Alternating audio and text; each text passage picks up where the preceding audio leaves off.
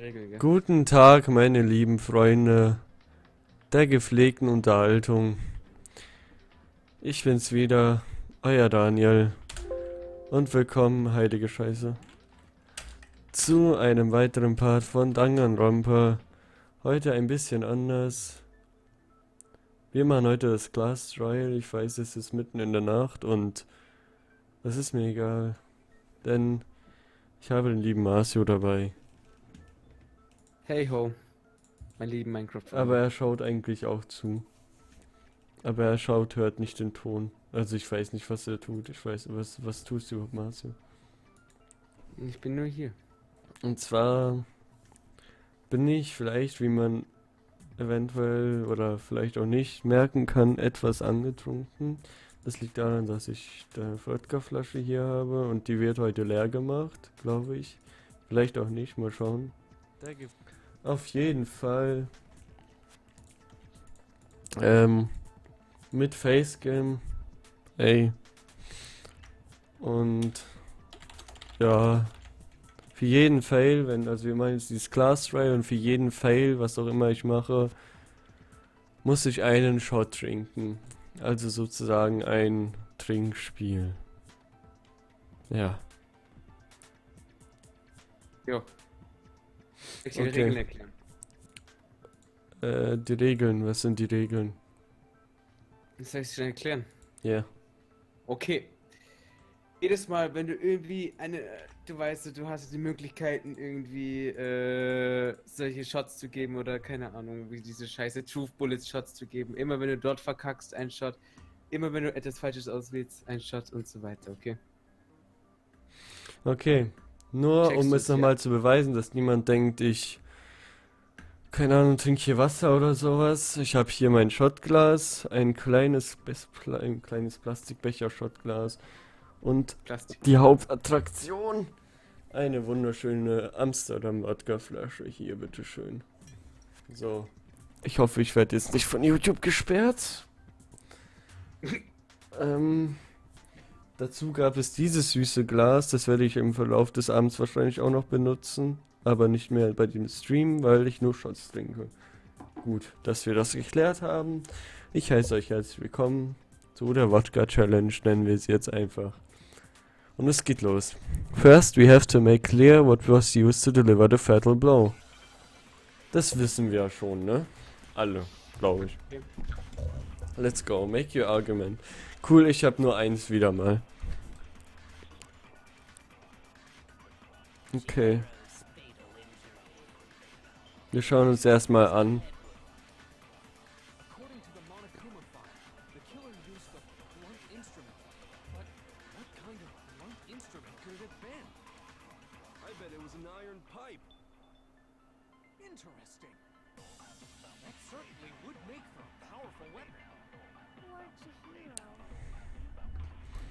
Okay, ich weiß, was wir anschießen müssen.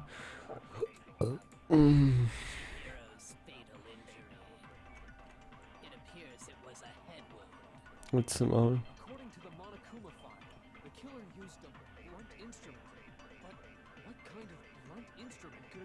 Ich weiß es schon, ich weiß es.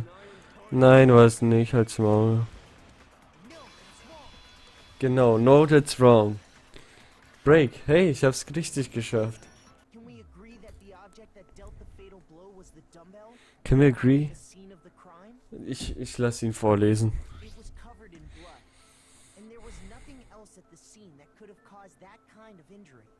And the wound on the victim's head is consistent with the shape of the dumbbell.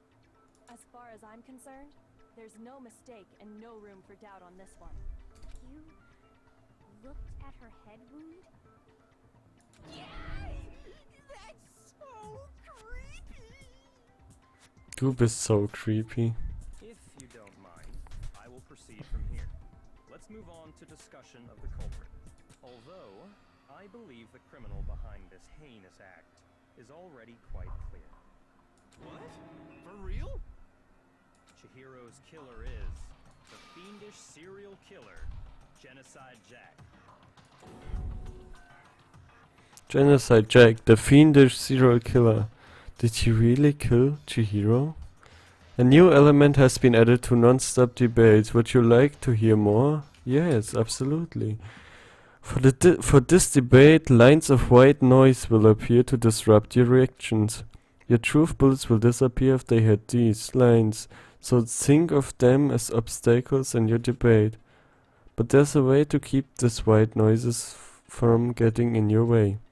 Press the right mouse button to attach the silencer, which you can use to shoot down the white noise. However, if you shoot an actual remark with your silencer instead of the white noise, the time limit will decrease. So take careful aim when you have your silencer out. Oh, but if your action difficulty is set to gentle, white noise won't appear at all. In which case you can forget about the silencer and just focus on the situation in front of you. Well then, good luck and have fun. Werden wir wahrscheinlich haben. Marcio?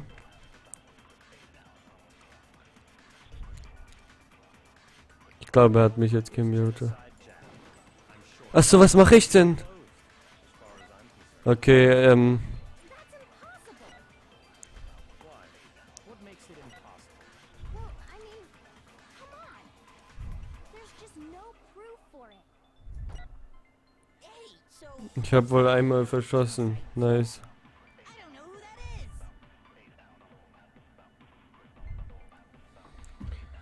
Die Regeln besagen bei jedem Verschießen, also... Let's go, fangen wir die Scheiße an.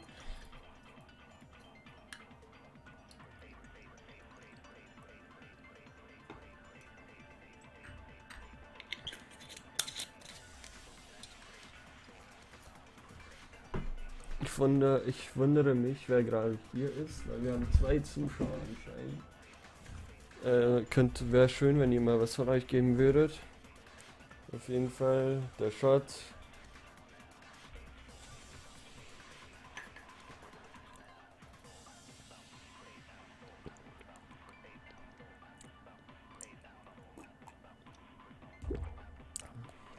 Shot leer.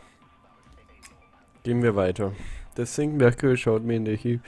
Bla bla bla. Ich wusste.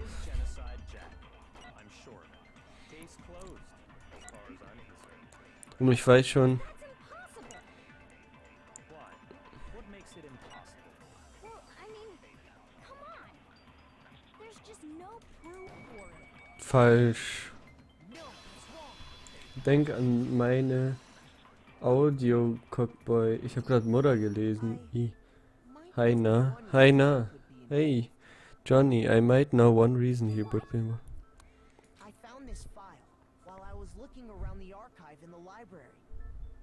I guess it's some kind of confidential file the police put together about the Genocide Jack case. What? That's kind of weird as shit, isn't it? What was something like that doing in the library? The why of it is probably more trouble than it's worth. So let's forget about that for now. More importantly, it outlines all the specifics of every Genocide Jack case in exceeding detail. According to the file, there appear to be 2 defining characteristics in every Genocide Jack case. The first is that a bloody message is found written at the scene of every murder. Oh, that's right. Boob lust. Was? Puplas? Da stand doch Blattlass. Ich will nur anmerken, dass das meine Idee war. Eigentlich war es Marcius Idee mit dem Stream. Er hat gesagt, lass doch streamen und dann eine Challenge machen. Und ich war damit einverstanden, weil Franz halt eingeschlafen ist oder sowas. Keine Ahnung, der hat gesagt, er will kommen, aber der ist eingeschlafen. No. It's actually bloodlust. Genau. But more important is the other characteristic, and it's something that has never been made public. Never made public? What the hell is it? Why don't you tell them, Makoto? The other characteristic of every Genocide Jack case, which a Roger Lord doesn't know, if I'm not mistaken, has to do with the When the body message showed where the murder took in everything.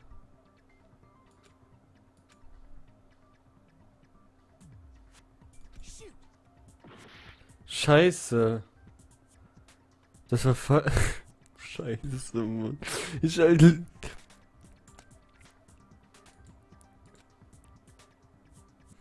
Ah, ich weiß schon. Oh fuck, ich hab's falsch gemacht. Apparently, in every genocide Jack case, the killer suspends the body in a certain way. Ja, komm, ich muss jetzt kurz ins Shotgun. Oh, fick doch mein Leben, Alter. Fängt schon mal gut an. Ich bin nur schon... Hi. Hi, Apollo. Du bist einer meiner Twitter-Follower. Geil, Alter. Lass mal vor meinen Twitter-Followern ein Shotgun. Hier ist wieder der Shot, wie ihr seht. Bitteschön. Ich habe schon voll lang gesagt, dass ein besoffener Stream lit wäre. Ja, keine Ahnung.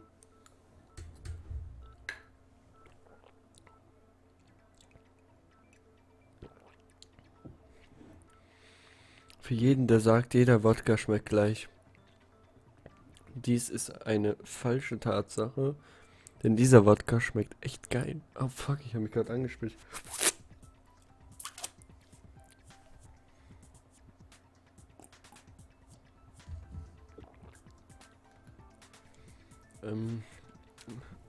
Ich bin für einen Shot auf meine Ex. Nee.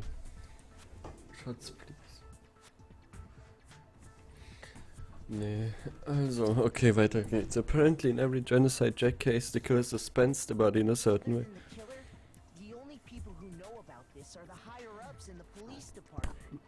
However, Chihiro is most definitely suspended in the same way. Ja. So, how did the culprit know about this when only high-level police officials were aware of it? There's only one logical answer I can think of. It's because the culprit in this case is the real genocide Jack. Ich weiß schon, wer das ist. No fucking way. Aber ich sag's euch nicht. Genocide Jack is one of us? Yes, in fact, it's Toko. Der hat's ja schon gesagt, bevor ich sagen konnte. Genocide Jack's true identity is Toko Fukawa. Nein, es stimmt leider, es tut mir leid. Alter, du bist so broken, haha. Was ist das für ein Wodka? Ich habe eine Sache. Das ist der Amsterdam-Wodka. Es gab ja immer so einen Moskau-Wodka oder sowas hieß der. Und jetzt gibt's den Amsterdam-Wodka, den wollte ich mal probieren. Okay, wait, hold on a sec. Toko has like bloodophobia or whatever, remember? What kind of serial killer is afraid of blood? Jemand, der schizophren ist, kann auch diese Dinge nicht mehr haben. Toko Genocide Jack? The answer is yes and no. Genau. Riddle. Man, why is this gotta be so complicated? Ich weiß schon, worauf er hinaus will. It's a riddle for sure, but I feel like I understand it. What it means for Genocide Jack to be Toko, but also to not be Toko. The answer is that she's not just one person, but multiple people, right? Richtig. Oh nee, Hangman's Gambit. Hab keinen Bock drauf, egal. Hi.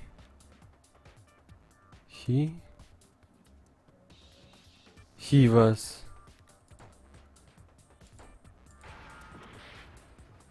Oh fuck, muss ich dafür auch trinken? Sehen wir bitte mal die Shots. 1.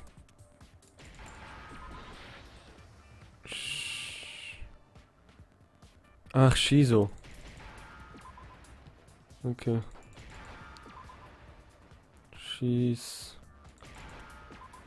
Shizo. Now I understand. Also wenn ich Japan da komme, dann weißt du Bescheid. Ja. Genocide Jack has a split personality? Muss ich dafür auch trinken, Marcio? Ich möchte kurz deine Antwort hören. Huh? I think I read that somewhere in the file too. the suspect might have, what did they call it? Dissociative identity disorder. Oh, okay. But still, go and say that about Miss Fukawa is... Perfectly acceptable. Toko's strange behavior after seeing the body is proof enough that she has a split personality. The one thing that shows Toko could have a split personality has to do with her behavior.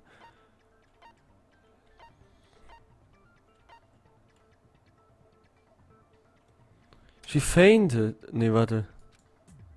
Was? Oh, ich bin behindert. Oh Mann. Fuck, ich verkack noch das Class Trial. Her behavior changed. Ah, okay, okay. Scheiße, wenn ihr 2 Shots jetzt schon. Ja, trink. Oh, fick mein Leben. 2 Shots. Oh, Mann. Es sind 15 Minuten und es sind schon so viele Shots gewesen. Was ist denn das? Also gut. Hey, Velox.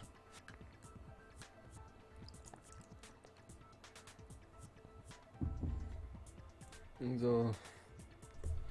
Shot, ihr seht es.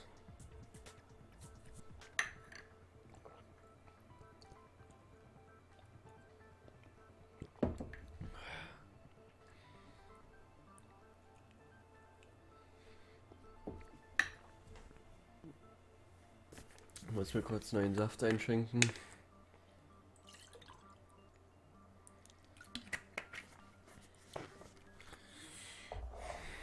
Oh Gott. Also ich hasse dich.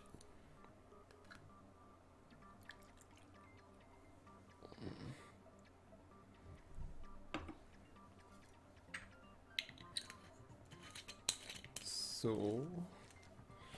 Machen wir mal die Flasche wieder zu. Oh Gott, oh Gott. Oh Gott.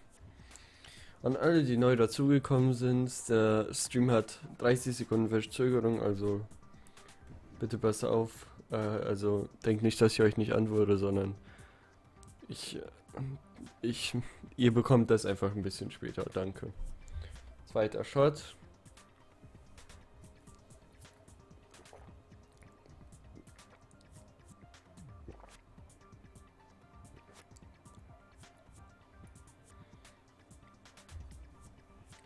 Hab 2 Shots für dich mitkommen. Ehrenmann, dankeschön. Leider muss ich sagen, ich habe schon 6 Shots gehabt, bevor ich hier angekommen bin. Dann noch einen Shot für Marcy und jetzt alles, was jetzt kommt. You're talking about how she started acting totally different, genau. Think back. She fainted when she saw Chihiro's corpse, and then, when she woke up... I'm fine, I'm fine. Wow, is that her dead body? Hey, are you dead? She must have hit her head real hard when she fainted. The word has a front and a back, a top inning and a bottom, and a sea of truth and a web of lies. This is quite concerning. I mean, she sounds completely different. She was acting funny, that's for sure. The melancholy tone of hers completely disappeared. Don't go assigning adjectives to my tongue without permission. Not to mention, once she regained consciousness and saw Chihiro's body again, she was utterly calm. In other words, within her is one personality that can't handle blood, and one that obviously can't. Genau, du hast es gesagt. So when Toko trapped herself in her room, it's because she was scared of Genocide Jack? Ja, sie hat es ja auch gesagt. Hey, won't let Genocide Jack have control. Da sieht man's. Nachher trinke ich auch mit. Nice, alles trinkt mit. To drive out the killer, to drive out the murderous fiend. The reason she locked herself in her room wasn't to keep other people from getting in. It was to keep her other personality from getting out. Genau. By the way, ich stream, ich weiß nicht wie lang, mal schauen wie lang. Toko was afraid. Afraid of the murderous fiend inside of her. Of killing even more people. How? Yeah. How can you know all this? I do believe you misunderstood her. What she's trying to say isn't, how can you know all this? Genau. What she wants to know is, how could you tell them? Genau. Last night, Was right laber ich? before Monokuma gave his motive speech, Toko and I had a strange conversation. Heute bei mir Hexen verbringen und das heißt auch, Mr. Arzt kommt. Gönn dir, weil Laux Franz ist halt ein Hurenfick und ist nicht gekommen oder beziehungsweise ist eingeschlafen. Keine Ahnung, was mit ihm ist. Aber er ist nicht da und deshalb bin ich hier für euch und streame. Bisschen besoffen. Last night just before Monica, genau. She told me a most interesting story. Oh. She said a murderous fiend lived within her, and she was afraid it could appear and attack at any time. Oh. And that trepidation is what's caused her to have such a bleak attitude. Isn't that right, Toko? Ich verstehe. Lie. Right, Toko? Spiel lieber gute Spiele. Das ist ein verdammt gutes Spiel. Ich bring dich um, du dreckiger Bastard. Ich schwör's dir. Nein, bring ich nicht, sonst wäre ich ja nicht besser als die in dem Spiel. Said you wouldn't tell anyone. What? You promised. I can't believe you lied. You have only yourself to blame. You came to me with your tragic little story. I didn't ask you to. Habe ich 6 Zuschauer oder 5? Ich sehe es gerade nicht. Richtiger Hudenfick. Genau, Alter. This is the real world, not some romantic fantasy fairy tale. Richtig, Björke. Gibt's ihr, Alter. Ich kann ja jetzt meine Meinung zu dem Killer auch sagen. Es ist Toko. Ich wusste es auch die ganze Zeit. Es war wieder ein bisschen zu offensichtlich. You said that as long as you were here, no matter what, you wouldn't let Genocide Jack kill anyone. But in spite of that promise, Das war's dann, oder? Genau. I'm sorry, I couldn't keep our promise. But don't worry, never again. I won't let Genocide Jack have control ever again. Siehst du, man merkt es schon daran. And if I kept my promise, Junge, go out with me. Junge Dani, wir müssen mal wieder TS mit Franz und uns einen Film reinziehen wieder. Das war bei Skype, was ich... Ja, auf jeden Fall machen wir auf jeden Fall wieder, wenn Franz mal wieder keine Missgeburt ist. Reason I promised. Ich musste gerade an meinen Bildschirm rangehen, um zu sehen, was Jan da geschrieben hat. That's the only reason I promised. times do I have to tell you? I never said that. But you weren't able to do it. You just couldn't resist that rush you got from killing, could you? Persona 5 ist cooler. Ist mir scheißegal, ich liebe das Spiel. I tried.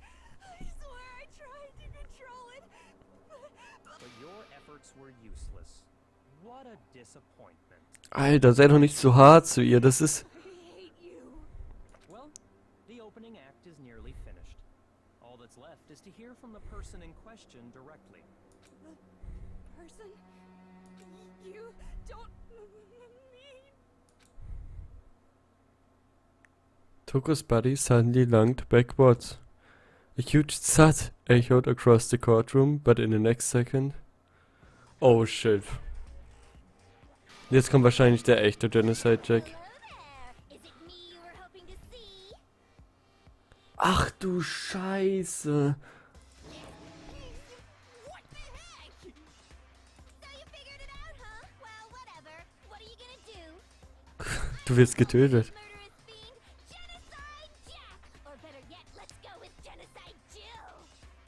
Ach du Scheiße. What happened to you? Not Toko, that's a loser name, and what happened is a textbook split personality. So what if one of them happens to be a serial killer? You should turn a blind eye to one's fault. Also wenn Franz keine Missgeburt ist, das kann ja dauern, XD. Ja, es stimmt. Ich freue mich auf den Kill. Ich auch. Ich freue mich richtig auf den Kill. Wer ist eigentlich das Schwein oben links? Das bin ich. Seht ihr diesen coolen Becher? Der ist echt cool. Amsterdam ist da drauf. So intense. Like they say, sound in murderous mind, sound in murderous body. This one is so different from the one we've come to know. Yes, well, the world is composed of a front and a back unit. Just like how every inning has a top and a bottom, or how in the depths of every truth lives a little lie. Ah, danke, Baby. Der ist echt ugly. Kein Ding, Alter. Behind every dark and gloomy soul lives another that shines as bright as the sun!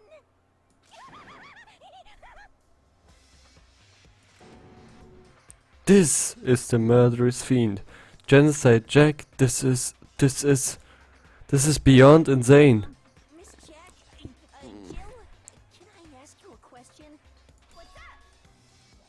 Some of us think you might be the mastermind behind our entire situation. What are your thoughts on that?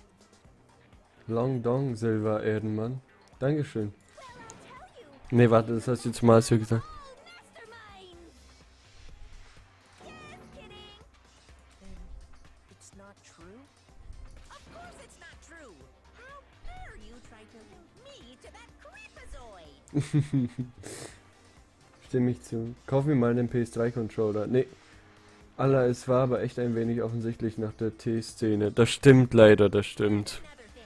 The police and government and society in the outside world are totally powerless. Vor allem, ja. They just let this idiotic bloodthirsty maniac go buck wild all over town. Sure, I'm a bloodthirsty maniac, but life is pain, right? To live is to hurt other people. It's a necessary evil if you want to survive.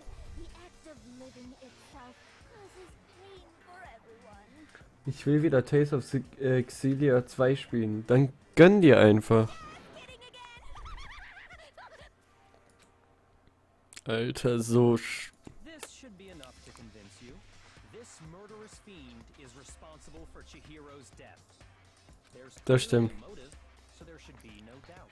A motive? Remember what Monokuma told us? If someone didn't murder and graduate within 24 hours, an embarrassing memory or secret would be revealed. Und das Secret von ihr wahrscheinlich war, dass sie Genocide Jack ist. Well, let's assume that Toko's secret was about genocide. Genau. Jack. If a secret like that came to light, Toko's life would have undoubtedly been forever ruined. Genau. She had a very clear motive to never have that side of herself exposed. Interesting. Very, very, very interesting. But sorry, as much as I hate to admit it, I'm not the culprit. Was? But I cannot imagine anyone other than you could murder someone in such a bizarre fashion. Maybe so, but nevertheless, it's the truth. Do you really expect any of us to believe you? Yeah. I could never believe a word you say, you monster. Maybe she's totally right about it, but something's still bothering me. What she said, I need to get some more details about all of this. Was? Warte mal, was? Sie ist nicht der Mörder? Status of the dead body. Hilfe! Warte mal, ich möchte das selber sehen. Was ist denn der Status for the dead body?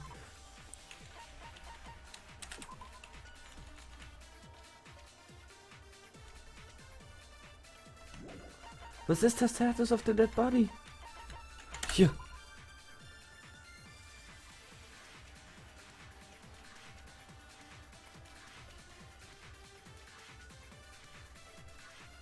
Had been suspended and heads had been bound with some kinds of rope.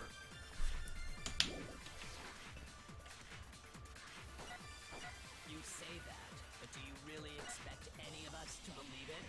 Perhaps if you had an alibi, that would change things.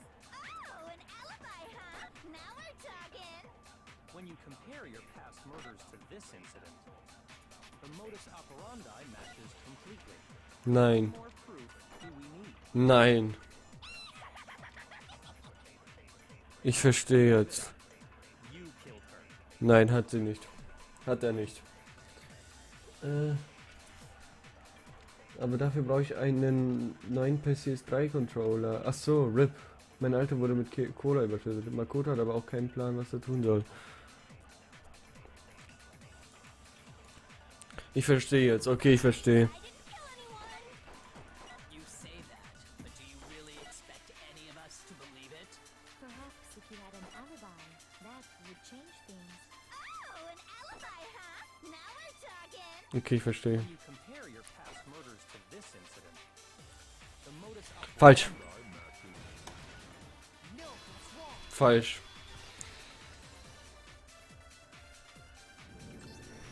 Are the methods of murder really exactly the same? I'm not so sure about that. Stimmt. I think there's a slight difference between the Genocide Jack cases and this one. Oder Alkohol fängt langsam an zu kicken. Alter, ich sterbe. Oh, you don't know? Well then, human garbage, let me tell you! I murder with passion and conviction. I consider myself a professional, and I have a very particular way of doing things. Imagine you go to a fancy Italian restaurant. They're very picky about the noodles, the sauce, everything. But what happened to Chihiro? It'd be like if that same Italian restaurant started using ragu or Chef Boyardee. This is no creation of mine. Ich verstehe. Let me rephrase that in a way that maybe makes more sense. There are two clear differences between the Genocide Jack cases and this one. Genau. In the first one, then the second look at the knock and damit. I hope you see it clear. The style of the bloody method. The victim fatal injury. For one, the cause of death is different. Ja, er killt es sehr oft. All the victims were killed the same way.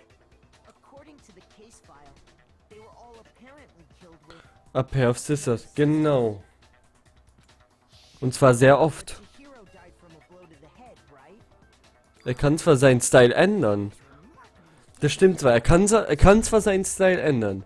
Aber das macht keinen Sinn. Wenn er wirklich der Genocide Jack ist, wirklich der reale Genocide Jack, dann macht er das nicht. Wouldn't it be strange for someone who kills the same way without fail to suddenly change their Genau. method? Das ist, worauf ich hinaus will. There's more. One more conflicting detail.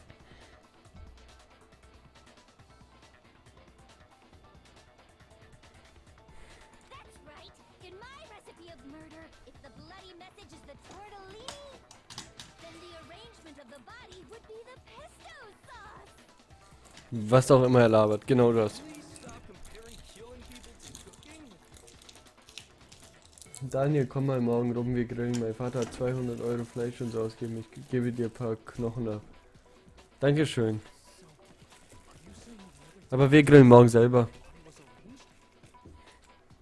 That's right, the second difference is related to how she was suspended.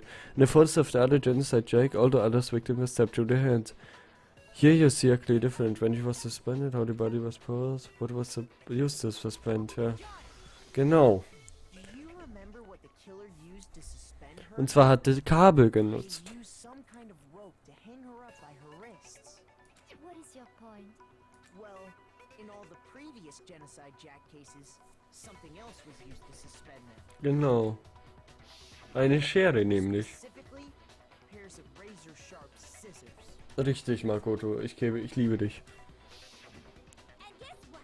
I use my own specially designed scissors for the murders and the arrangement.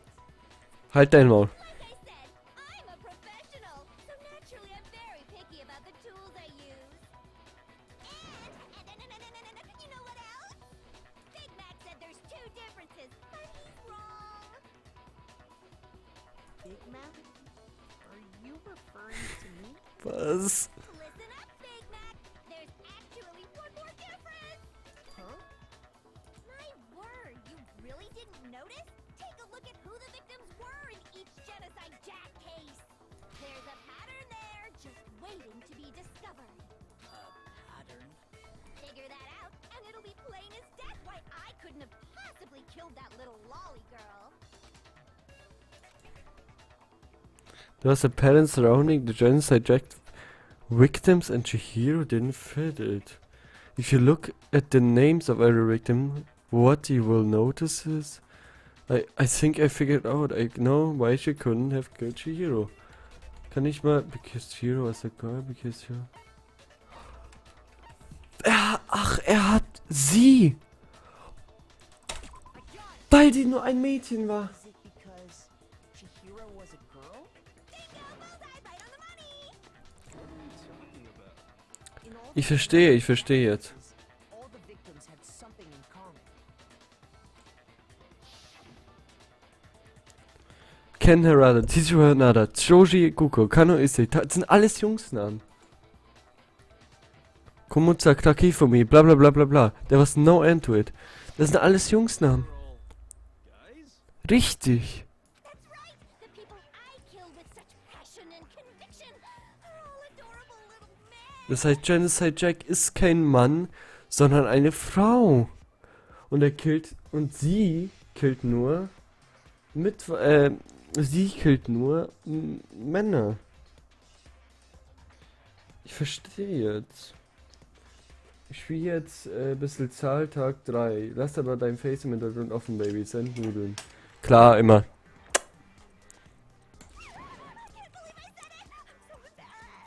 The hell is wrong with you? Denke ich mir auch. Just a full-throttle boy-on-boy fangirl, and the movie side of me just hates it. But now I'm on the fast track to becoming a full-fledged fan madam! So, since Chihiro was a girl and not an adorable little man, you wouldn't kill her? Would an Italian chef suddenly start making ramen just because they're both noodles? Don't be stupid. Was labert die, Alter? Ich verstehe es nicht. Passion and conviction to cross that line. That's the absolute reality of the one and only. We get it. You've clearly explained your hobby and your philosophy. Aber warte mal, Zahltag 3? There is to it. Payday 3? Es gibt doch nur Payday 2. It's a different matter entirely. When you're forced to kill in order to survive. Quiet, lowly cur! Lowly, cur. I would never kill for a reason as petty as mere survival. Hm. And if by some fluke I did kill to survive, why would I bother with the message and arrangement? It'd make me the obvious suspect. Stimmt. Does make some amount of sense. Das heißt, sie ist es wirklich nicht gewesen. Whatever reason I have for killing, I would never leave out my prized scissors. Who would go out of their way to use a big, stupid, heavy dumbbell? Maybe you used the dumbbell because you couldn't find any scissors in the school? Nein. Scissors? I don't just use any scissors. I only use my own set of high-class envy of the entire world scissors. Mhm. Okay, whatever. There still aren't any in the school. Are you sure about that? I sure about it. Was? Echt jetzt? Was? She's fully equipped. Das heißt, sie ist es nicht. Right, so I can kill anywhere, anytime. Why would I resort to dumbbells or rope when I have my trusty scissors by my side? Go ahead, tell me I'm wrong. You can't, can you? Gutter dogs, all of you. Not to mention, I have no clue how to tie a good knot. So rope's totally out of the question anyway. I have no idea what's going on anymore. Could such a heinous villain really be innocent? Das meint also Marcio mit Plot Twist. Es ist sie wirklich nicht. Ich habe mich die ganze Zeit drauf festgelegt, weil es so offensichtlich war, aber nee. Ich liebe, genau wegen dem liebe ich das Spiel. Weil man denkt die ganze Zeit komplett offensichtlich, es ist sie. Und dann dreht das Spiel einen einfach um und sagt, nein, das ist sie nicht. Und es gibt sogar Beweise. Und es war sie wirklich nicht. Yeah. That's why we figured it had to be the real deal and not some copycat killer or whatever.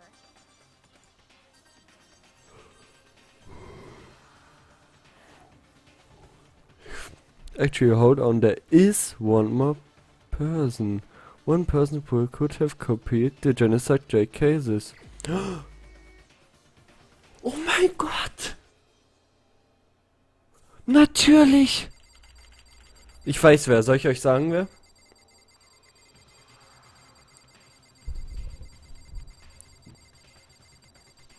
Es kann nur einer sein. Es kann nur einer sein, der Zugang zu diesen Police Cases hatte, weil er sagte, nur wirklich Police Apartments Dinger oder Genocide Jack selber konnte es sein. Und weißt du, wer das ist? Niemand anderes als Here's my answer. Byakuya Togami. Byakuya, it's possible you could have found out, isn't it? Richtig. you'd have no problem gaining access to classified government documents or internal police records. Richtig. Plus, you'd already looked through the Genocide Jack file before this all happened, hadn't you? Richtig.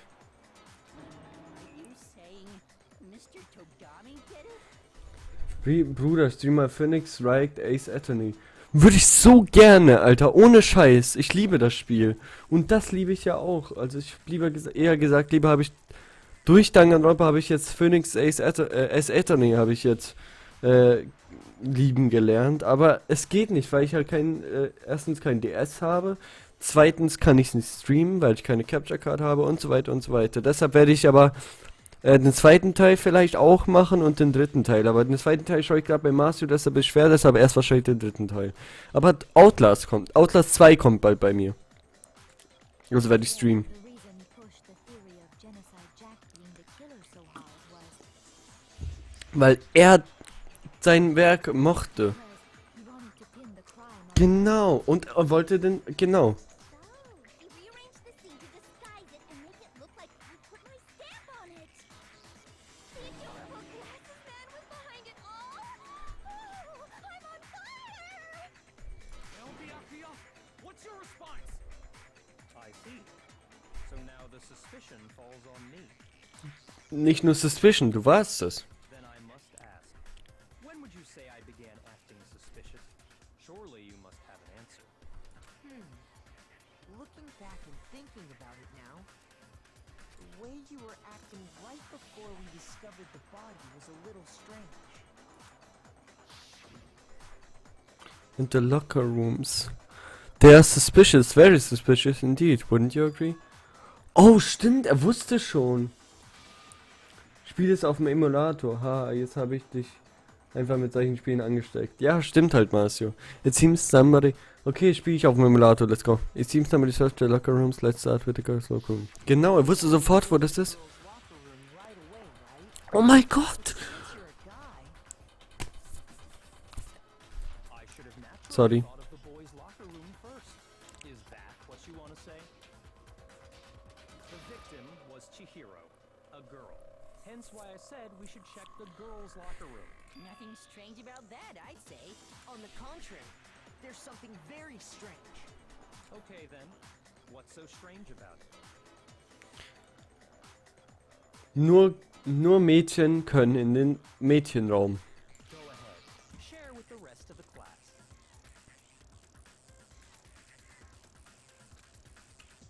A new element has been added to the... absolutely, let's go.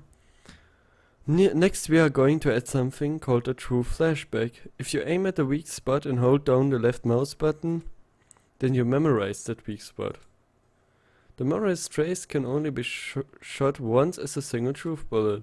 If you shoot or change the truth bullet, it will disappear from its truth cylinder. However, you can use the flashback feature as many times as you want. If you don't seem to have the answers to a lie or a contradiction in your loaded truth bullets, it might be wise to memorize a different weak spot and use that to make your case. When's the best time to flashback? Well, you will just have to use your keen wits, won't you? In this case, so I will say that if you don't use a flashback, you won't be refuting anything. Well then, good luck and have fun. Aber ich weiß es schon.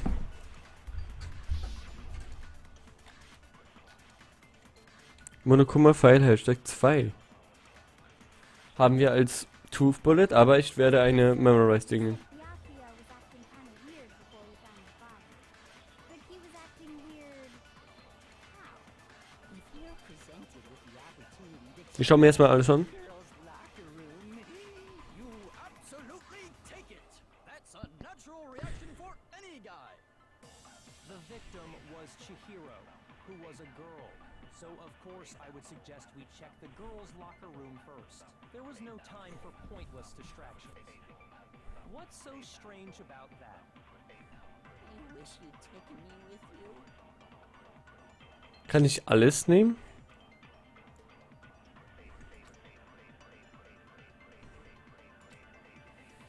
Okay, ich weiß es. So, you said Yakuya was acting kind of weird before we found the body. But he was acting weird. How? If presented with the opportunity to check out the girls' locker room, You absolutely take it. That's a natural reaction for any guy. The victim was Chihiro, who was a girl. So of course I would suggest we check the girls' locker room first. There was no time for pointless distractions. What's so strange about that? The victim was Chihiro. Und genau das ist es. Glaube ich. Ich habe keine Ahnung. Ich weiß gerade nicht, was ich tue. So, you said Byakuya was acting kind of weird before you found the body. Nein!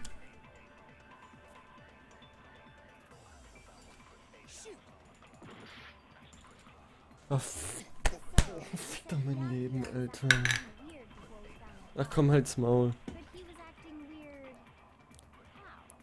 If you're presented with the opportunity to check out the girls' locker room, You absolutely take it. That's a natural reaction for any guy. The victim was Chihiro, who was a girl. So of course I would suggest we check the girls' locker room first. There was no time for pointless distractions. What's so strange about that? I wish you'd taken me with you.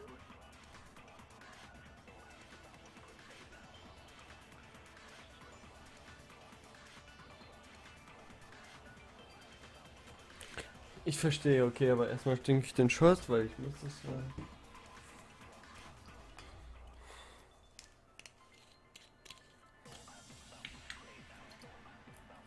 Ich bin komplett schon weg eigentlich, aber... Naja, komm, machen wir den nächsten Shot. Machen wir ein bisschen voller. Oh fuck, Alter. Aha, jetzt habe ich dich einfach mit solchen Emulator. Gibt es dazu irgendwelche gute? Bis jetzt habe ich nur Scheiße gefunden. Ich habe keine Ahnung, Marcio. Das kannst du Jan fragen. Wieder mal. Hey.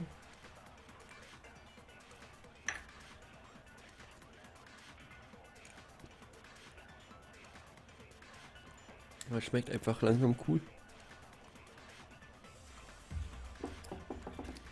Lass mal kurz. Ich muss kurz einmal vapen. Sorry.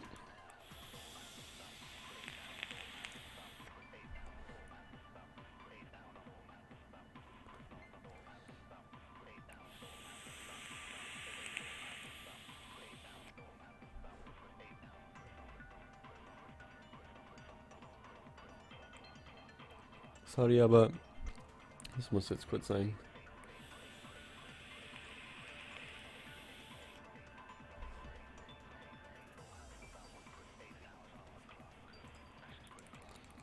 So. Gewaped, getrunken, alles fertig. Ich weiß, was ich machen muss. So, you said Byakuya was acting kind of weird before we found the body. Ich weiß es. He was acting weird. How? Autismus kickt. Das Mume ist, glaube ich, der beste Emulator. Muss dann nur noch die die ROM downloaden. The victim was Chihiro, Fuck. girl. So of course I would suggest we check the girls' locker room first. There was no time for pointless distractions. What's so strange about Ups. that? I wish you'd taken me with you. So, ich weiß es. So, wir haben jetzt The Victim was Chihiro. Und jetzt so. Was?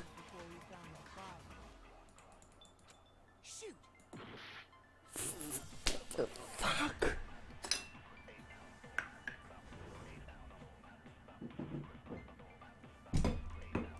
Hab mir nur Schiss wegen Virus und so. Mein Antivirus sollte es erkennen. Ja, hoffe ich für dich. So, der nächste Scheiß. Fick, Alter, ich hasse mein Leben gerade. Warte.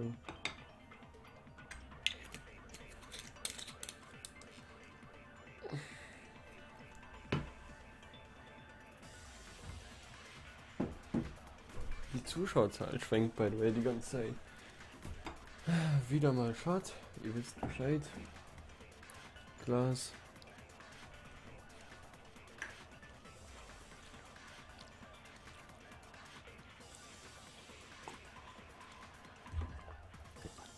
Kurz nachtrinken. Ich kann langsam schon ohne nachtrinken eigentlich, aber... So, you said Byakuya was acting kind of weird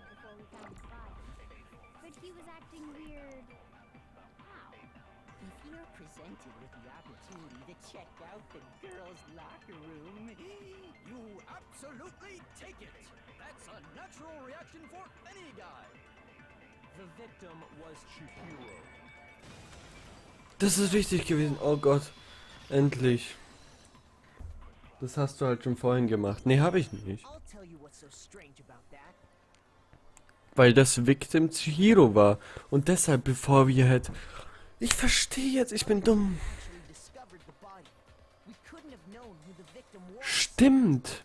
So your claim that you went to the girls' locker room first because Chihiro was the victim doesn't hold up. Genau. See, that's a good answer, I must Er versucht uns nur zu prüfen, dieser Wichser. Very interesting indeed. But your reasoning is still too weak. Hä? What's wrong? Is that it? Surely you've got more than that. Go ahead. Show us. What's what Byakuya's attitude? It's like he doesn't even care. I've got him cornered, but he's acting like it has nothing to do with him. What's the matter? You're not finished already, are you? There must be more to it. There is. I think. There is more to it. Think about it.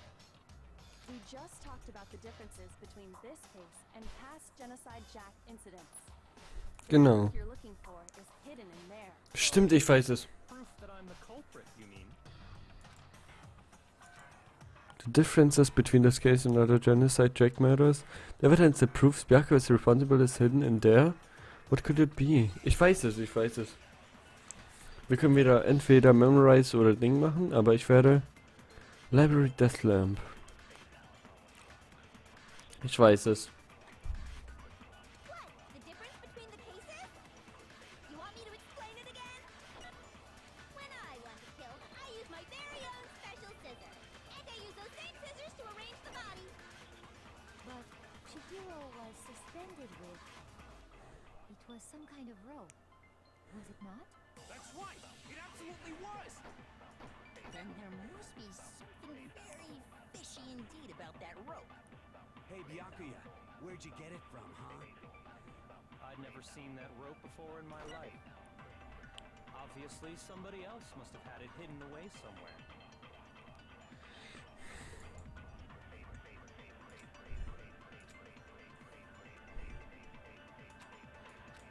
Ich weiß es. The difference between the cases? You want me to explain it again? When I want to kill, I use my very Das brauche ich nicht. scissors. And I use those same scissors to arrange the body. But Chihiro was suspended with... It was some kind of rope. Yes. That's right! It absolutely was! Then there must be something very fishy indeed about that rope. Hey, Byakuya, where'd you get it from, huh? Ich weiß es. Halt dein Maul. Fick dich, du Hurensohn.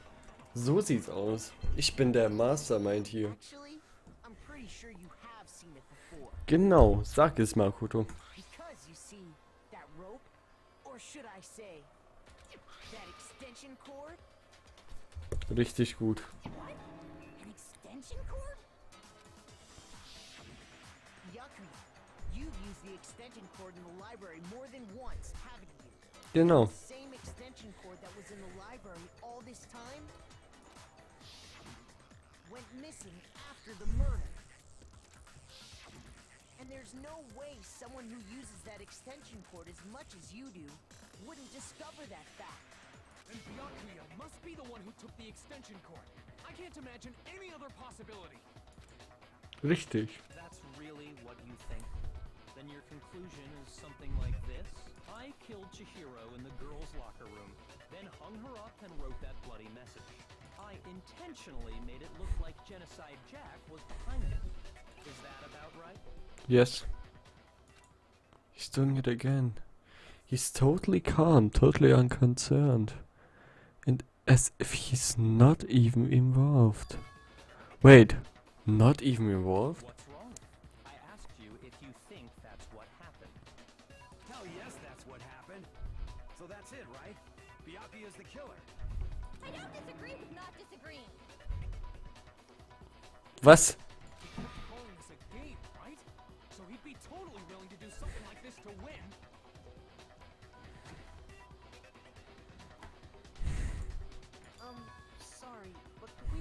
just a second? Oh. I think we need to talk about this a little more. Do we really need to? We've already decided who did it. Eigentlich schon, ja. I know, but still, Als ob jetzt Becker nicht der Killer ist. there's something that's still bothering me. Is that right? And what, pray tell, is still bothering you? I killed her in the girls' locker room, then disguised my crime. Specifically, I dressed it up to make it look like it was the work of a homicidal psychopath. What about all that bothers you? Wait. What was that just now? Something's not right. Chihiro's body was definitely found in the girls' locker room, but does that mean... Can I really just accept what Byakuya said as the truth? No, I don't think so. There's definitely something off about what he said. Und zwar, the scene of the crime. You say you killed Chihiro in the girls' locker room, right? Das stimmt nicht. But are you sure about that? Isn't it possible that the murder took place somewhere else? Genau. How disappointing. What kind of question is that? Even in the world of disappointments, this is a true letdown. Moin oder abends. Servus. Servus. She was found dead in the girls' locker room. There is absolutely no question about that. How could the scene of the crime... Ich meine Jonas, Servus. Servus. Well, I think it's entirely possible that she was killed somewhere else, then carried there later. Hey, er hat eine 40 Sekunden Verzögerung. Wundere dich nicht, falls die Antwort etwas später ankommt. Marcio, super Moderator, Dankeschön. Along with the rest of the murder scene. Rest of the murder scene? Genau, so sieht's aus. That was awfully specific. Please tell me you have a reason for saying all of that. I believe I do. Hey Bacchio, did I just take you off guard? When the story suddenly moved to the crime scene, Byakuya would been so confident up till now. Maybe Byakuya never even realized that the actual scene of the crime could have been somewhere else. Don't just move on without permission. What do you mean she was killed somewhere else? Das stimmt. Ich weiß alle Beweise. There's any chance the Ich murder bin took nämlich, place somewhere else. Let's see the proof. Sherlock Holmes.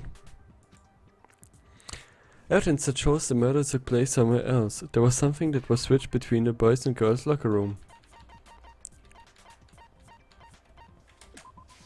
Ganz einfach. The proof that she was killed somewhere else is the poster that's hanging in each locker room. Okay, sorry. Your proof is some posters? The poster in the girls' locker room was a picture of a big boobed supermodel. But don't you think that's kind of strange? Richtig. Why would the girls' locker room have a poster like that? Von 1 bis 10, wie betrunken bist du? Lass mich kurz darüber nachdenken. Wenn ich aufstehen würde, würde ich wahrscheinlich ein bisschen rumekeln. Sagen wir es so.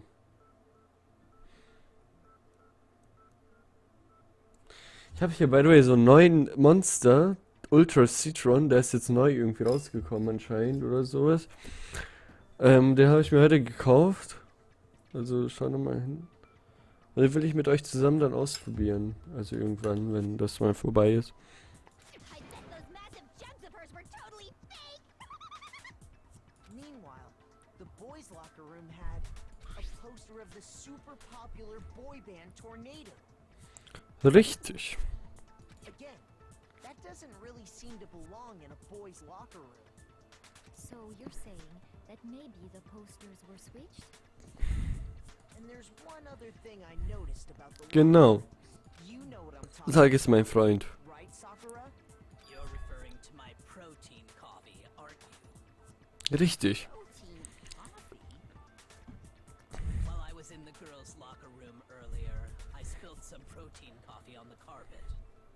But I noticed that after the murder, the stain had been totally scrubbed away. Spendet mir Geld, by the way. No, it's not that the stain was scrubbed away. It was moved.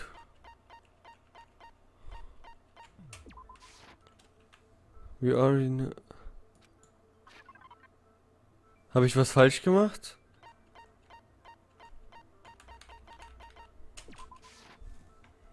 No, you've got it all right, just hold on.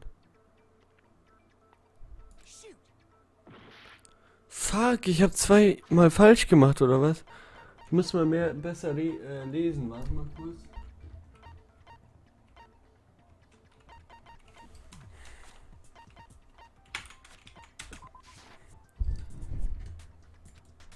Was ist mit mir? Hilfe. 3 Shots schon, oder was?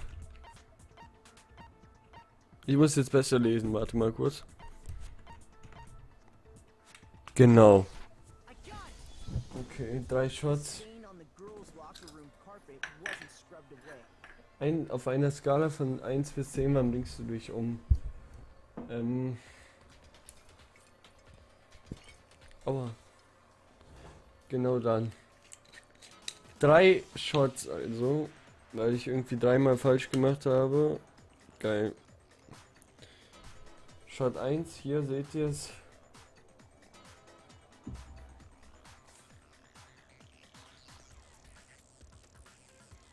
Auf euch, meine lieben Freunde.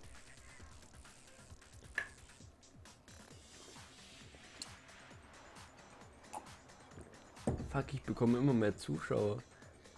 9 Zuschauer schon. Servus.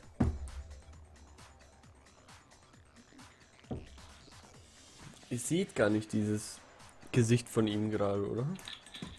Moment, ich zeige es euch mal.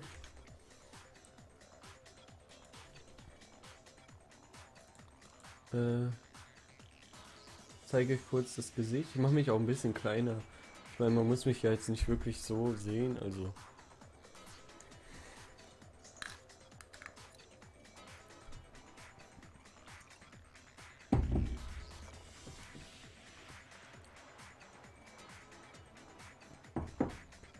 Und zählt das als Shot mit, okay.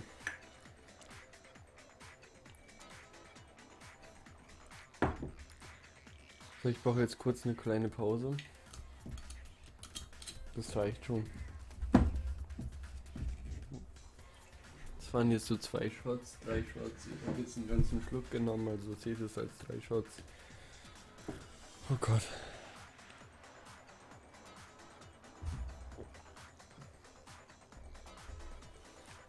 Ich muss kurz wieder meinen Saft auffüllen. Das triggert mich, Alter. Bruder, wisch mir Lack. Mach jetzt einer der Schwestern heißt in Full Stealth. Bitte viel Glück.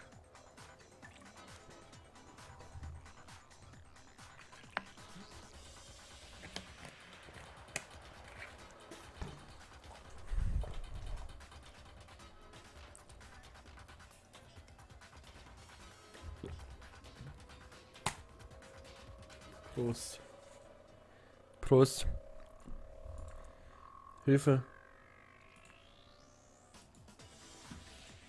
The stain on the girls' locker room carpet isn't scrubbed away. Richtig.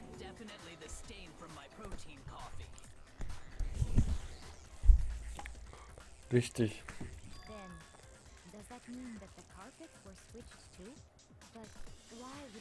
Die Zuschauer, die springen immer die ganze Zeit so hin und her. Das ist voll cool.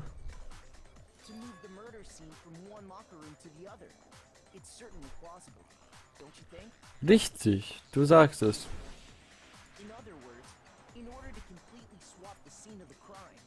Ich will, bevor du ins Bett gehst, meine Audio, Daniel. Klar, mache ich dir. Immer. Klar, keine Angst. Bitte teilt mal diesen Stream überall. Ich will 15 Zuschauer haben, okay? Ich meine, wer will mich nicht besoffen sehen? Also, ich bin @danto von Twitter. Ich weiß nicht mal, was ich hier laber, aber ist okay. was able to change the entire room where the murder took place. I can certainly follow your reasoning, but why would the culprit bother doing that? Hilfe, mein Headset rutscht runter. Why would they go through all that trouble of switching the scene of the crime? Warum, gell? Warum? An even bigger question. If the murder did take place in the boys' locker room, then how did Chihiro get in the boys' locker room in the first place? Ein Schlupfloch. To get into the locker rooms, you have to swipe your e-handbook across the card reader with Das heißt, es wurde nicht das Girls-Ding geswitcht, sondern das Boys-Ding. Und zwar Leon. but Chihiro's handbook should have only allowed her access to the girls' locker room. Scheiß drauf, Leon. She had no way to get into the boys' locker room to begin with. Halt dein Maul. No, she did have a way, and I can tell you what it was. Sag es. Highly doubt that. Shut up! I'm telling you, I know how she could have done it. Sag es. Is he right, Kojiro? Really have gotten in the boys' locker room somehow? Ja. Bitten viel Glück, Danto 2017. Immer nur eine Truth Bullet. Das ist doch langweilig langsam. Is it really possible? Could Chihiro really have gotten into the boys' locker room somehow? I got it! She must have hacked her e-handbook.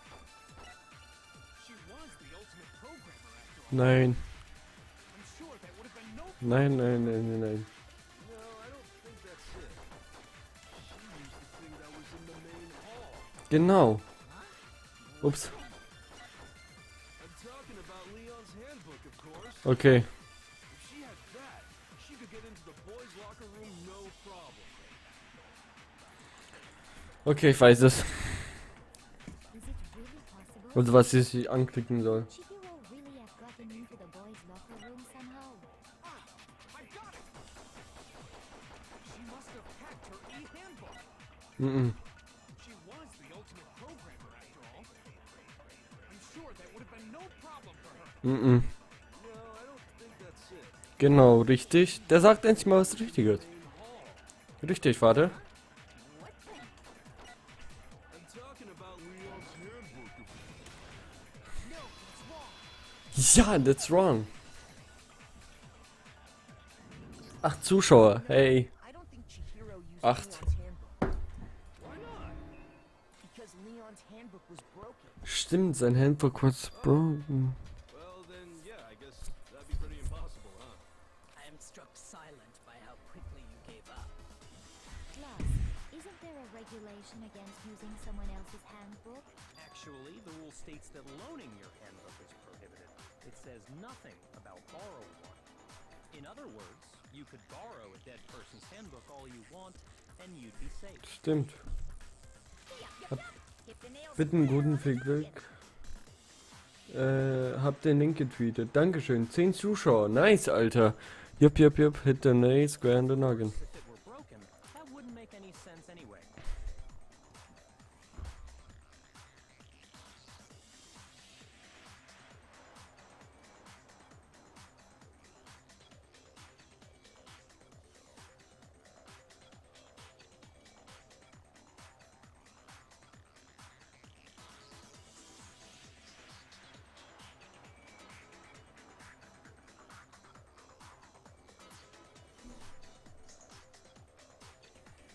Sorry.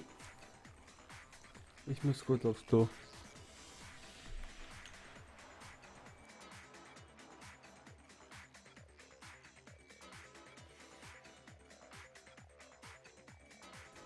Ich muss by the way nicht kotzen, ich muss nur aufs Klo pissen.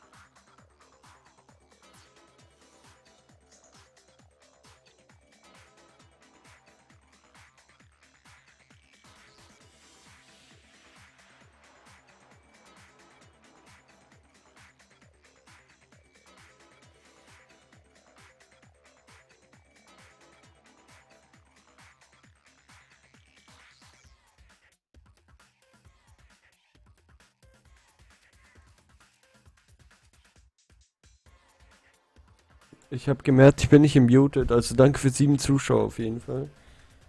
Of course it were broken, it wouldn't make any sense anyway. Ja, wie gesagt, habe vergessen, dass ich mich zu muten. Also ja. She must have hacked us, like I said. She used her ultimate programmer skills and Nein. Warum sollte sie ihr eigenes Ding hacken? You can't fix an e-handbook.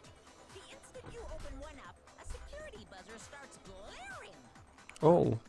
So, if she didn't use Leon's handbook, and she didn't modify her own handbook. Es war ein ganz normaler. Maybe Mr. Naegi's initial assumption is just wrong? Nein. It seems like there's no way she could have got into the boys' locker room. So I guess so. Muster kacken, Alter. Die Musik ist nervig, Muster kacken, Alter. okay then, I vote for Byakuya. Is that it, then? Jiro was killed in the girls' locker room and Byaku is the one who did it, really? But still, I don't know what else I can do. Hold on a second. Oh. Jetzt sagt sie was. I agree with you, though. I think you're on the right Ich liebe dich. What the? You finally decide to open your mouth and that's what you've got to say? Muster kacken, Alter. Dankeschön. Ja, ich war kacken. There's no way she could get in the boys' locker room, right? So, Why are you so sure she couldn't get in? There's still one other way she could have gained access. Was? what? What are you talking about? What other way is there? Well, to explain that, why don't we take a little break from the trial? I'd like you all to come see something. Wait. Just what do you think you're doing? Don't worry. This'll make the whole trial more exciting. I'm sure that thought must please you. Was? Huh? It'll make things more exciting? Well, all right then. I declare an official class trial recess. Einfach so? For real? Wir machen jetzt seit 1 Stunde 13 diesen Class Trial. Jetzt machen wir einfach eine Pause. What is it you want to show us? It better not be boring or I'll be very unhappy. Homo. Dankeschön. Oh, I have no doubt it'll meet your lofty expectations. So, shall we go? So before I even knew what was happening, the class trial had been put on hold. We had it off with Kyoko in the lead. So and where she took us was... Wo? Was? In the girls' locker room? The girls' locker room? You've already searched this place top to bottom. What are you trying to pull, Missy? I'd like you to examine the victim's body one more time. True Homo. Dankeschön. Be sure to examine the entire body very carefully. Take your time. Examine her carefully? Like using our hands? No, wait. Warte mal kurz, ich muss mal kurz meine Schuhe anziehen. Weil ich habe Angst, dass meine weißen Contra K-Socken irgendwie schwarz werden. Probably best if I don't run my hands all over a girl's dead body. It's not that I'm freaked out or anything, it's just based on religious grounds, you know? Very well. I'll do it. But you're a girl. You shouldn't have to touch a dead body. Just let one of the boys do it. No, it's okay. I think Chihiro would rather have a girl examined, so just leave this to me. Sakura. What is this? Some kind of secret girl-on-girl action? Is that what you two are about? Aua. Nice. Sakura, gute Action. That's not it at all. Stop screwing around. Okay, here I go. I'm sorry, Chihiro. Please excuse the intrusion. Putting her hands together in a brief prayer, Sakura then began to quietly examine her body. Be sure to check her entire body, and I believe we will solve this particular mystery. Her entire body? know you say that, but... What? This is... What is this? What is it? Not possible. It's not possible.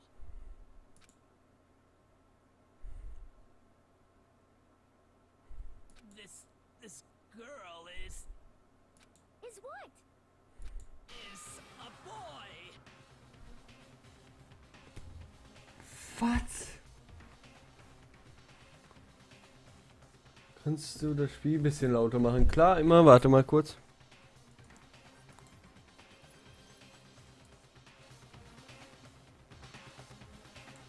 Mach's mal auf 7. Ah, I see. So she was actually a he. Oh, und deshalb ist sie in den Boys Locker Room gekommen. Und deshalb wollte sie mit niemandem trainieren. Und deshalb...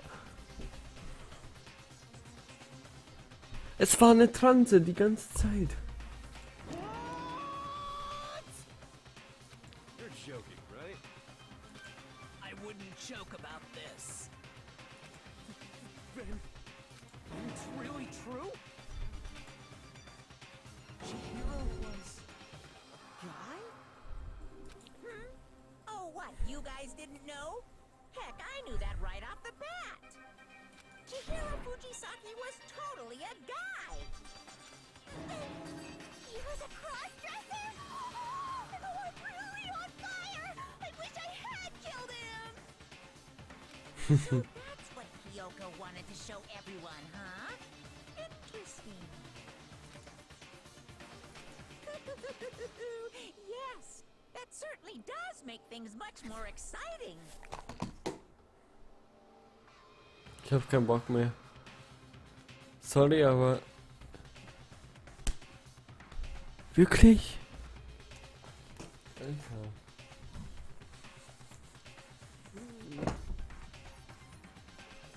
Now let's ride this wave of excitement back to the courtroom and get back to the trial. Genau. Franz hat mir immer noch nicht zurückgeschrieben. I do apologize for keeping you waiting. Now then, let's resume the class trial. Okay. Perfekt, danke schön, bitteschön. We've all just learned of the shocking revelation that Chihiro was actually a boy. Let's pick up from there. Yes, well, I don't know his reason for hiding it, but the fact is, Chihiro was not a girl, but a boy. Sie wurde misgendert. Ja, das stimmt halt. To think that Chihiro is actually a guy? The thought had never even crossed my mind. Because the victim was male, he would have had no problem gaining access to the boys' locker room. Und deshalb hat, weil niemand ihn angefasst hat, deshalb hat niemand gewusst, dass er ein Boy ist.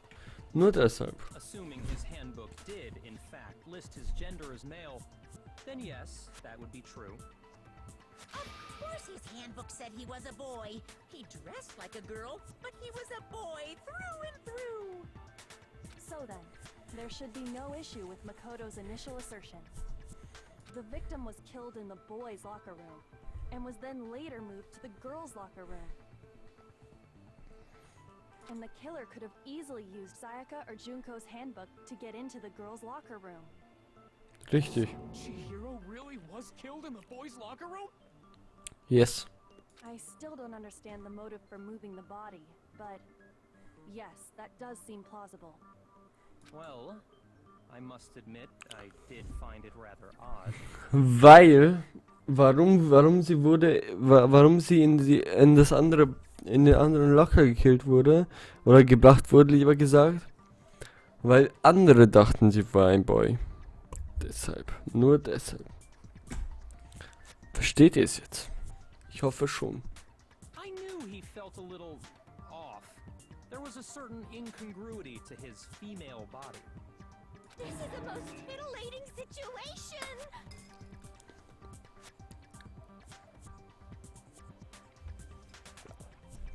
So now everything has been connected. All the mysteries have finally become clear. Okay, well, connected or clear or whatever, we still think you're the killer, remember? Richtig. Very interesting. This has become very interesting indeed.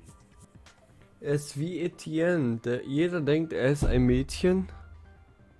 Das stimmt halt einfach. Aber ich dachte es nicht, weil ich wusste, sie kannte ihn von Anfang an. Ich dachte aber auch, er war ein Mädchen. He's off in his own little world. What about you, Makoto? After everything we've learned, do you still think Byakuya is the killer?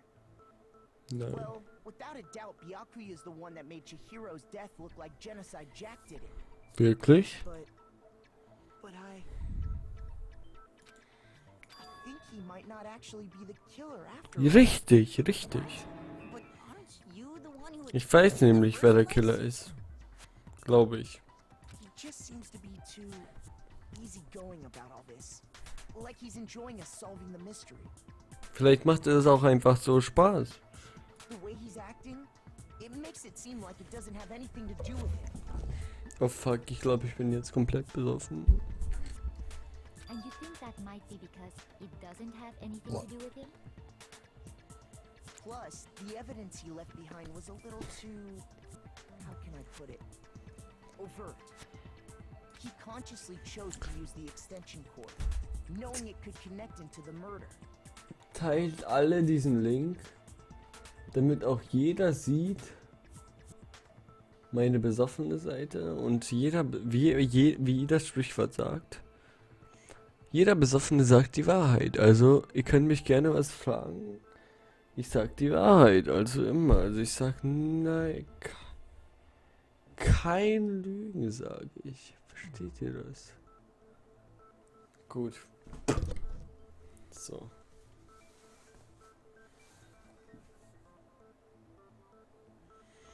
At least, that's how I see it. Warte, was hat er gesagt? Plus, the evidence he left behind was a little too, how can I put it, overt. He consciously chose to use the extension code, knowing it could connect him to the murder.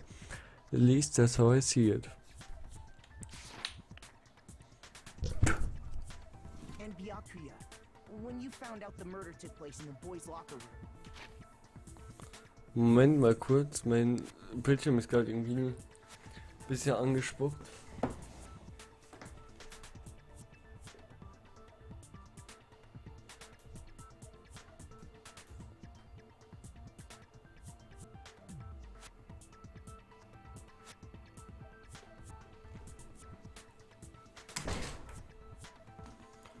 Jetzt war meine LED-Leiste, die war gerade nicht mehr angesteckt, deshalb bin ich kurz aufgestanden.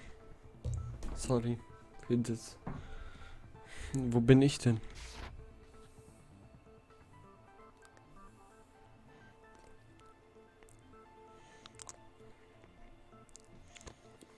Ich kann mir jetzt mal kurz diesen Citrus-Ding Monster.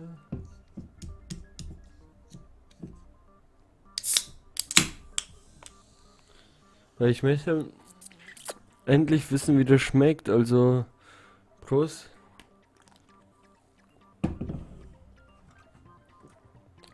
Schmeckt echt gut.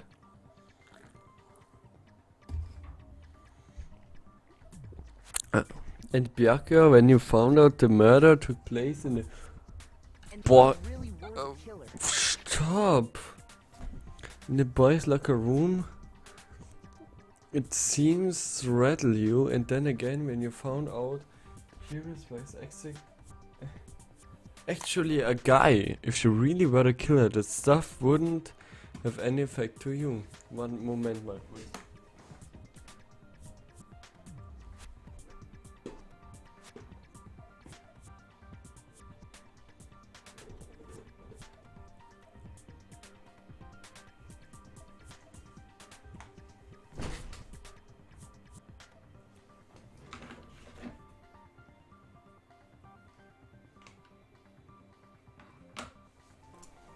So.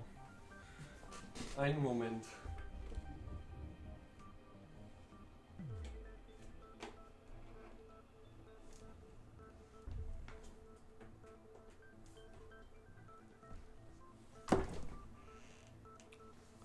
Jetzt sollte wieder alles passen. Meine Kamera ist ein bisschen verbogen. Warte, hier bist du schwul? Sagst du keine Lügen? Was ist 48? Das ist der beste Stream der Welt. Dankeschön. Einen Kuss an dich, weil ich dich liebe. Wer hat das geschrieben? Johnny. Einen Kuss an dich, weil ich dich lieb hab. So, weil sonst ist es Homo und dann das will ich nicht. Ich bin kein Homo. In the boys' locker room it seems to rattle you. And then again when you found out Jiro was actually a guy, if you really were the killer, that stuff wouldn't have had any effect on you. Ich entschuldige mich nochmal an alle Nicht-Live-Zuschauer. Teilt diesen Stream, damit auch jeder weiß, wie besoffen ich bin. So sieht's aus. So that's your thinking, huh? Well, it bothers me that you don't have more concrete reasons, but it's fine. I guess I'll mark it as correct for the time being. Was? Mark it as correct? He's right. I am not the culprit. Wirklich? I just happened to come across the corpse in the girls' locker room and decided to alter it. Are you fucking with us right now? Okay, ich glaube, meine Frage hat sich eben beantwortet. Was für eine Frage? No, I am not effing with you right now. I'm telling you the truth. Well, I find it very hard to believe. Wer ist dann der? Find it very hard to believe. You're free to be executed along with the rest of us. If you're really telling the truth, then why? Why do you do that to his body? My reasons hardly matter right now. Uncovering the culprit is much more important, wouldn't you say? Stimmt. If it wasn't me, who was it? Warte mal, das heißt, er ist ein Komplize? Well, I don't think I can say for sure without talking about it a little more. We're seriously gonna keep going? We're all good, aren't we? I thought it was clear. Biapia. Nein, nein, nein, er hat nur die Umstände gemacht, aber nicht, wer sie gekillt hat. No, I'm with Makoto. If there's any doubt whatsoever, we need to explore every possibility.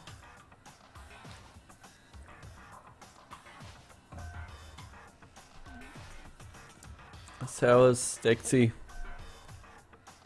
Danke für deine Hände. Because if we're wrong, we all die here. That's true. Very well then. I'm with you too. Damn straight. Count me in. Do you not have a mind of your own? Of course I do. What am I, an ant or something? Anyway, let's discuss this all as a group one more time. We still have time to make our decision. That's very true. Our lives are all on the line. Stimmt. Excellent. Then shall we resume our game of hide and seek? Sollten wir wohl. But if Byakuya didn't do it, then who's the real killer? Who murdered Chihiro? There's one thing we can be sure that we know about the killer. The killer was able to get access to the real murder scene, which means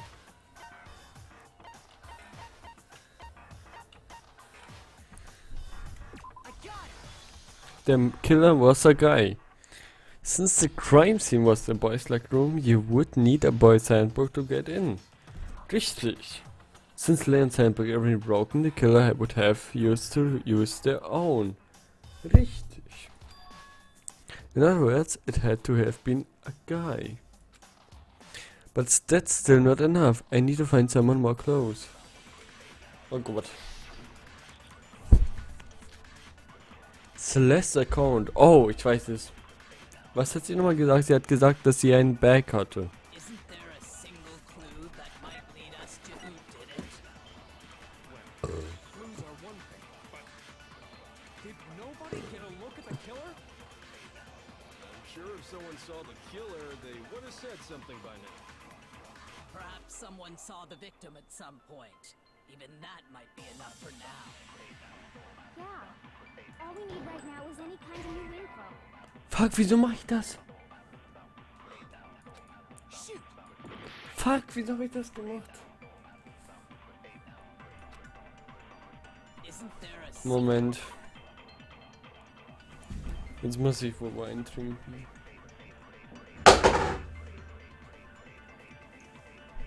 Sorry.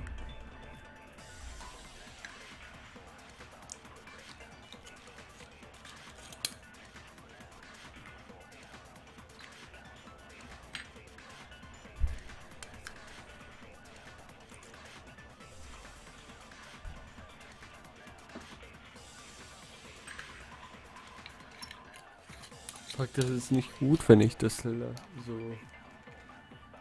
stehen lasse, also so fallen lasse.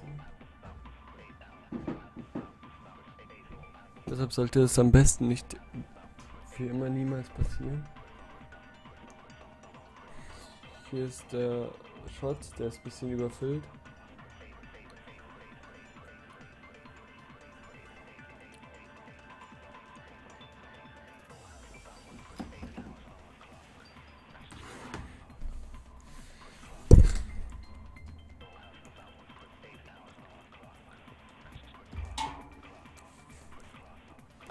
So. Clues are one thing. Muss mal kurz wissen. Kurz. Did nobody get a look at the killer? I'm sure if someone saw the killer, they would have said something by now. Perhaps someone saw the victim. Ich schaue mir erstmal alles an. Even that might be enough for now. Yeah. All we need right now is any kind of new info. It's over. It's all over. You want to know who saw the victim? The killer. And only the killer. Nein. It's not like they're just gonna turn Das muss ich anschließen, glaube ich. Game over, man. Game over. Kein Game Over. Es geht nämlich weiter und zwar müssen wir... Isn't there a single clue that might lead us to who did it? Nein, warte mal. One thing. Did nobody get a look at the killer?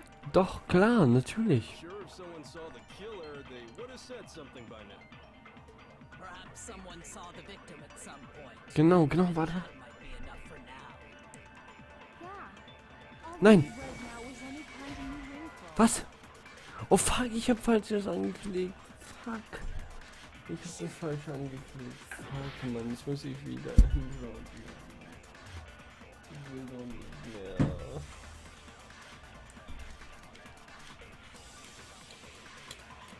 Es ist halt langsam echt zu viel. Also ich bin langsam echt schon viel zu besoffen, um weiter zu trinken. Versteht ihr, was ich meine? Ich meine, schon die Hälfte der Flasche.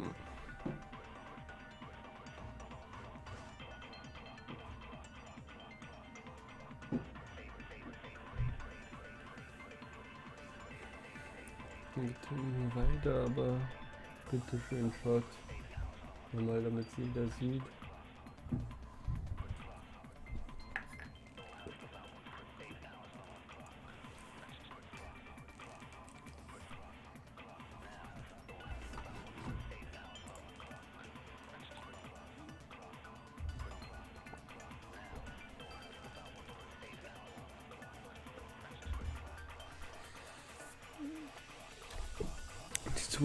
Die Zuschauerzahl schwenkt auch immer die ganze Zeit.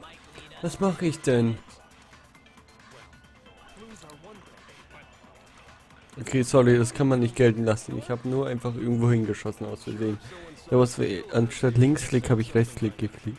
Anstatt Rechtsklick habe ich Linksklick. Saw the victim at some point. Even that might be enough for now. Yeah.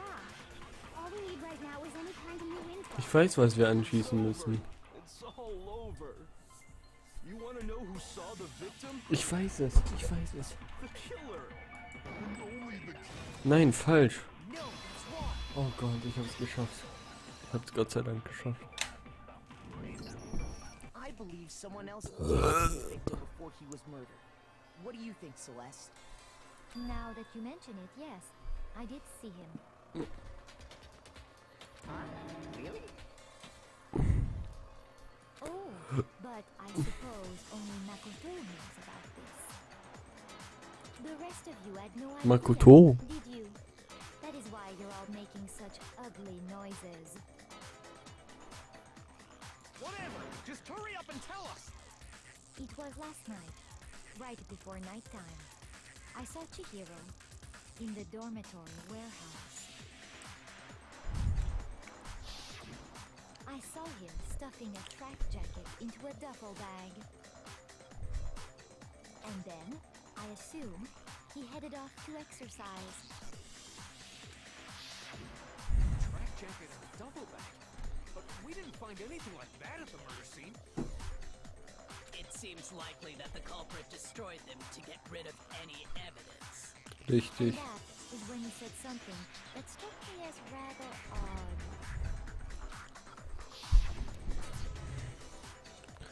Well, I'd better get going. I'm kind of in a hurry. Chihiro told me he was in a hurry.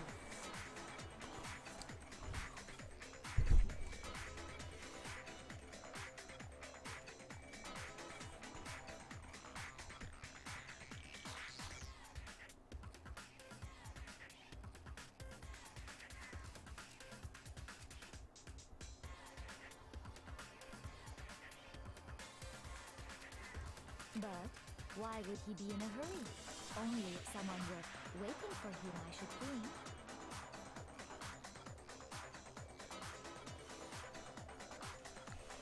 Sorry.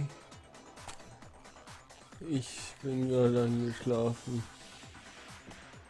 But why would he in a hurry? Only if someone waiting for him, I should think. So, Mr. Fujisaki was on his way to meet with someone, and then they were going to work out together? But Hina and I had invited him to exercise with us plenty of times, and he always declined. Fick euch alle, Alter. Kommt nur her. Probably because he was afraid you'd find out the secret he was hiding, right? Which means that conversely, he must have trusted whoever he was meeting with very much. Enough so that he was willing to risk his secret being revealed. Richtig. What a marvelous friendship! Halt dein Maul. Okay. Halt dein Maul. Du hältst dein Maul. Und du hältst dein Maul. Ach du Scheiße, es wirkt. Es wirkt nicht nur. Es ballert. Es kickt. Es... Halt dein Maul. The point is, whoever he met up with is the culprit, right? So we just gotta figure out who it was. Ich wollte gerade meine Brille ausziehen, aber damit ich cooler wirke, aber ich sehe nichts mit mir ohne meine Brille und deshalb zeige ich jetzt das Konter K-Album in die Kamera. Bitteschön. Hier, bitteschön. Und jetzt war es das mit dem Konter K-Album. Und dann zeige ich euch die Instrumentals in die Kamera. Und jetzt mache ich auch mein Gesicht. Und jetzt zeige ich euch die Chameleon-LP in die Kamera. Jetzt mache ich an mein Gesicht. Da leise. Und jetzt zeige ich euch das Loyal-Logo in die Kamera.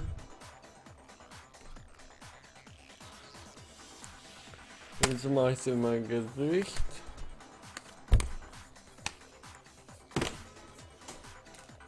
Und das war's. Fertig. Jetzt spielen wir weiter. Das Point ist klar, weiß. Knowing what we know, I can't even guess. No, you already have what you need to make the connection.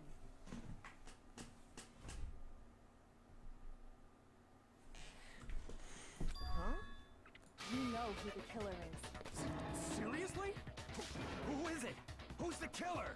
Think back to the trash Wer? and duffel bag the killer disposed of. Focus on the details of these items, and it should become obvious who was waiting for him. Was? Are you sure about that? You really think we can figure out who did it based on 2 pieces of evidence that we don't have?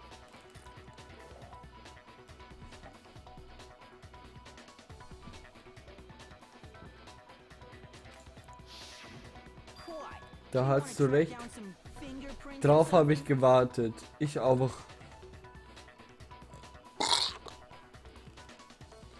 Jetzt geht erst ein Stream los. Stimmt halt echt einfach.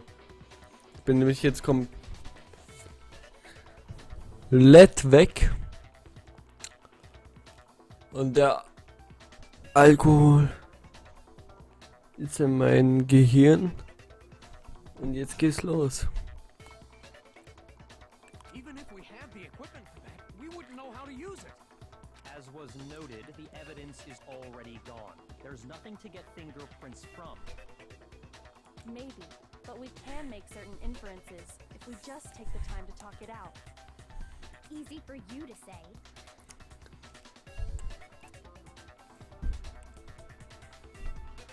But fine. Celeste, did you notice anything special about the bag or jacket? The bag was just a normal duffel bag from the warehouse. All the bags in there are the same, so I can't imagine what would make that one special. Well, if I remember right, there was a decent variety of tracksuits to choose from. Do you think there might be some connection between the culprit and Chihiro's jacket? Ja. Perhaps. Let's explore that and talk a Vielleicht. bit more about the jacket we took.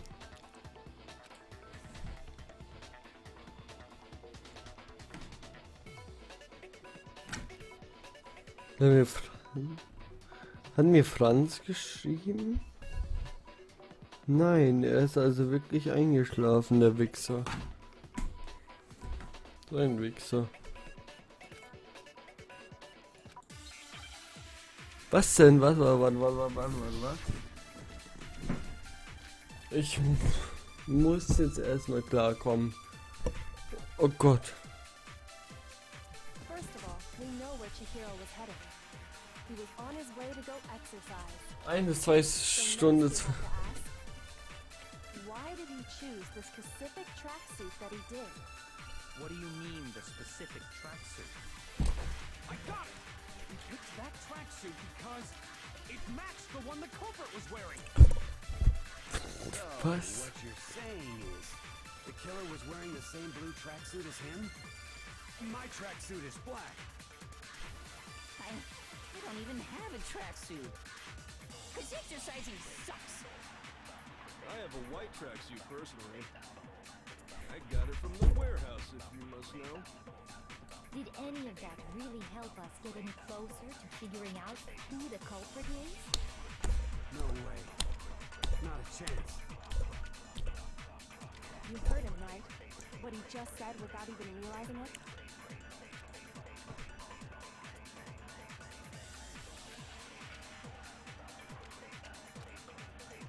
Was denn? We know where Chihiro was headed. Was He denn? was on his way to go exercise. So next we have to ask, why did he choose the specific tracksuit that he did? What do you mean, the specific tracksuit? I got it! We picked that tracksuit because it matched the one the culprit was wearing. Was? So, what you're saying is, the killer was wearing the same blue tracksuit as him? My tracksuit is black. Fuck. I don't even have a tracksuit. Cause exercising sucks. Zweimal, 2 Shots. I have a white tracksuit personally. Nein, falsch. Shoot.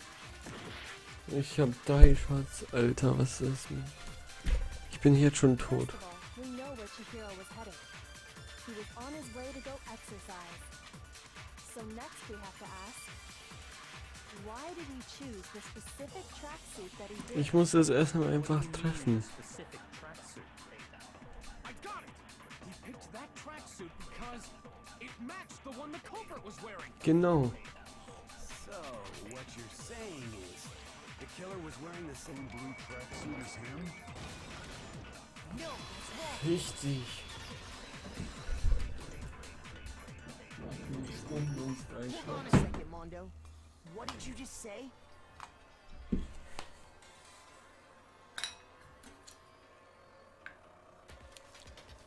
Hier sind die Flasche. Ich bin zwar jetzt schon komplett weg, aber let's go. Okay, scheiße, das war zu viel. Gute Nacht.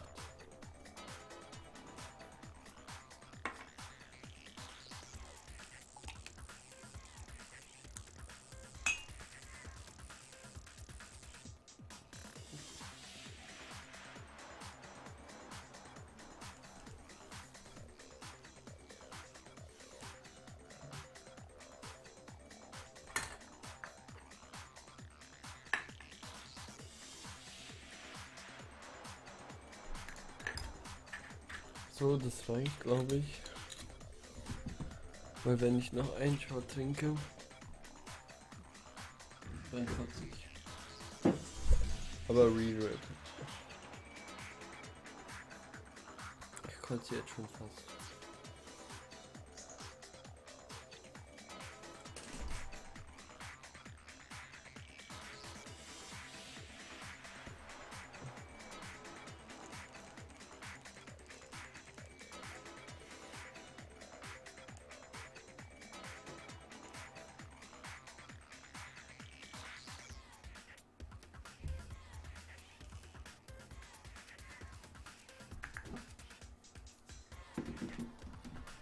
Ich glaube, ich kotze gleich.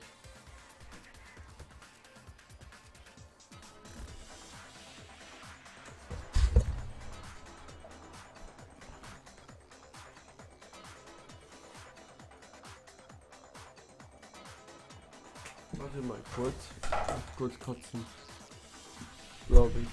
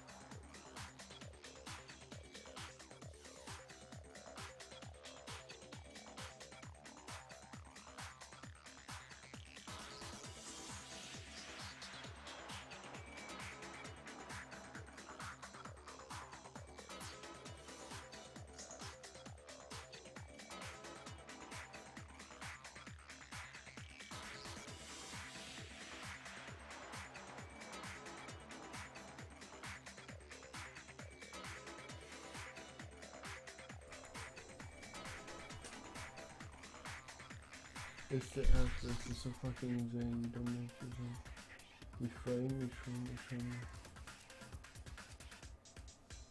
Was ist los?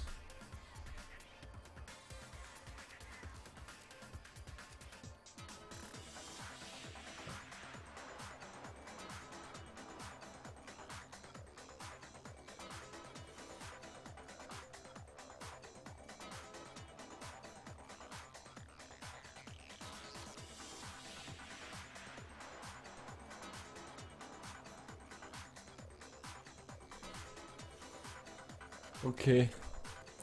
Keine Shots mehr ab jetzt. Ich hab grad Re-Rap gekotzt. Das war's jetzt. Bis jetzt, ich habe mein Limit allein erreicht. Wie du sagtest, Johnny 10 jetzt auf Besonnenheitslevel. Also lassen wir das. Wir machen jetzt das Class Trial sein und dann gehe ich schlafen und pissen und kacken und weiß ich. Warte mal, was habe ich gemacht? Scheiße.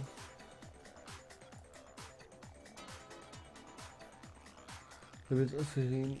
Oh Gott, Alter. Oh. Ich könnte zwar noch weiter trinken, ja, aber ich habe gerade mein Level ist erreicht, okay? Es ist 10. Okay, so.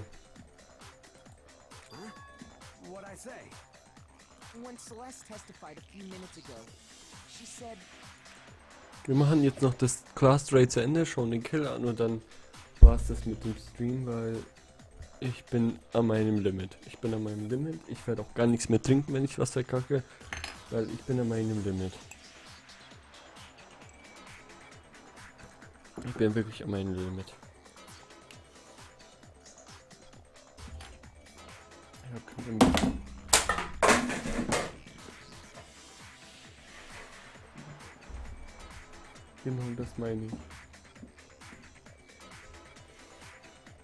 Genau das meine ich. she never said anything about the jacket's color.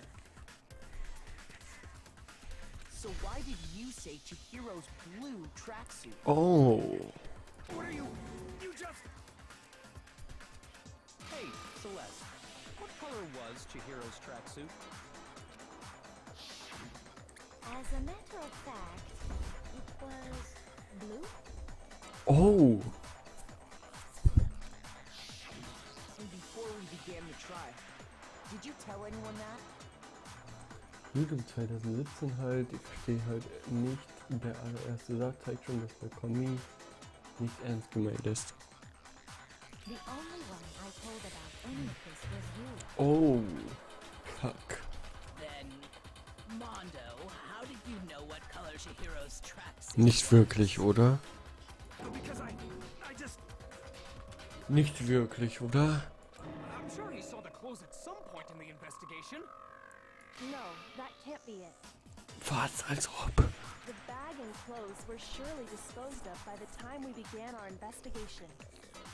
Then the only reason he could have known what color the tracksuit was is if he saw Cherry with it before he died. That's the only possibility. Als ob. Cherry?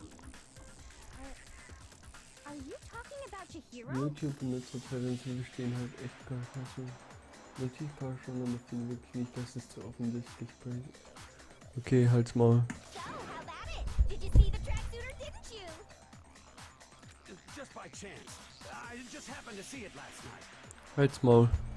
He walked past me, and he was carrying the tracksuit. Das ist falsch. Falsch. No, that can't be it either. According to Celeste's testimony,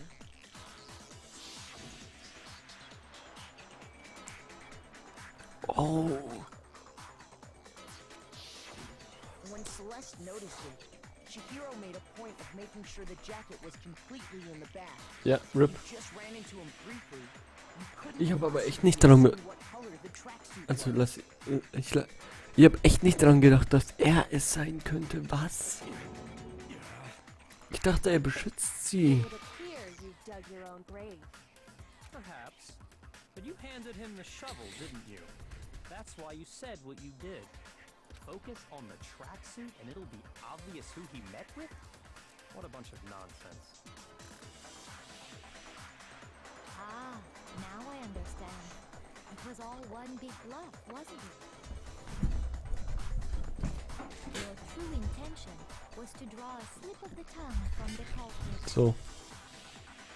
That's why you said you knew he did it, to put them on edge.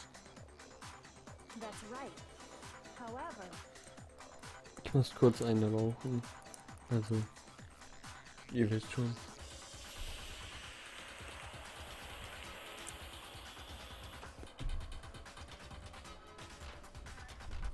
Mondo was my target all along. I had my suspicions about him from the very beginning.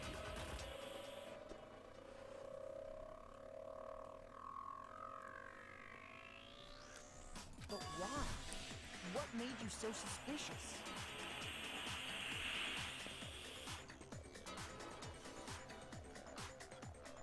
That's a good question. The way he was acting because I had him. Nein, fuck, the way he was talked, fuck. There was maybe you only, and after he was killed, you happened to refer to him. Once I picked up on him. Are you a witch? No, not nearly as frightful as someone capable of murdering a friend. War das war richtig? Muss ich mir nochmal alles andere durchlesen, aber ich habe doch nicht I know it gesagt. The way he was acting. There was a certain turning point that tipped me off. Maybe you didn't notice it.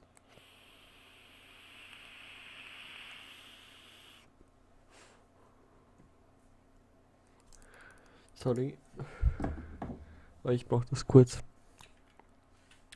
But you tend to refer to men in the film you only called the dude because it's chic, and after he was killed, you happened to refer him to as dude. Once I picked up that I couldn't know him and I knew something within. You notice such are you a witch? Are you a witch? She's a witch. You're possibly frightful. No, I'm not the frightful one, not only as fright as I'm cool by man gefaint. Mondo, was it really you? Did you really kill Chihiro? I didn't kill anyone. Doch hast du. You've been all over me, judging everything I say, putting words in my mouth. What gives you the right to treat me like a goddamn criminal? Yeah, he would never do something like that. This is a false accusation. Hab durch den Kontakt, den ich mit Lowry und Lidim hatte, paar Sachen über einige YouTuber erfahren. Waren heiße Zeiten, wo ich mit denen gechillt habe. Nice, danke, bitte, viel Spaß, Jan. Warte mal kurz, ich muss mal kurz hochscrollen. It's true. My reasoning on that is pretty shaky. Lass mal kurz, so. Well, this does present us with a problem. It seems we are all out of leads. My time has nearly come. Was? That's what my little ghost friend is telling me. Oh yeah, that reminds me. Hifumi, weren't you telling me you'd found some evidence? Really? What kind of evidence? Actually, now that I'm thinking about it here calmly, it might not be all that relevant. Jeez, does your confidence just get up and walk away? It's fine, man. Just tell us. If you really insist, then... here it is. What do you have there? It happens to be an e-handbook. I found it laying on the ground, so I scooped it up. Then must it belong to... It's Chihiro's. Natürlich. Chihiro's handbook was missing from the scene of the crime, right?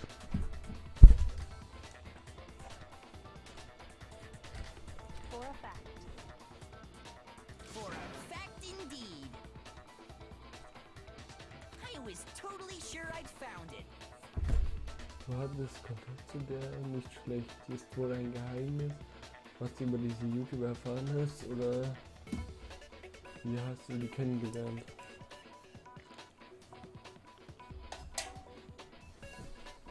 Ich muss sagen, der Monster Ultra Zitron schmeckt echt geil, Alter. Then it must hold some clue about the culprit, right?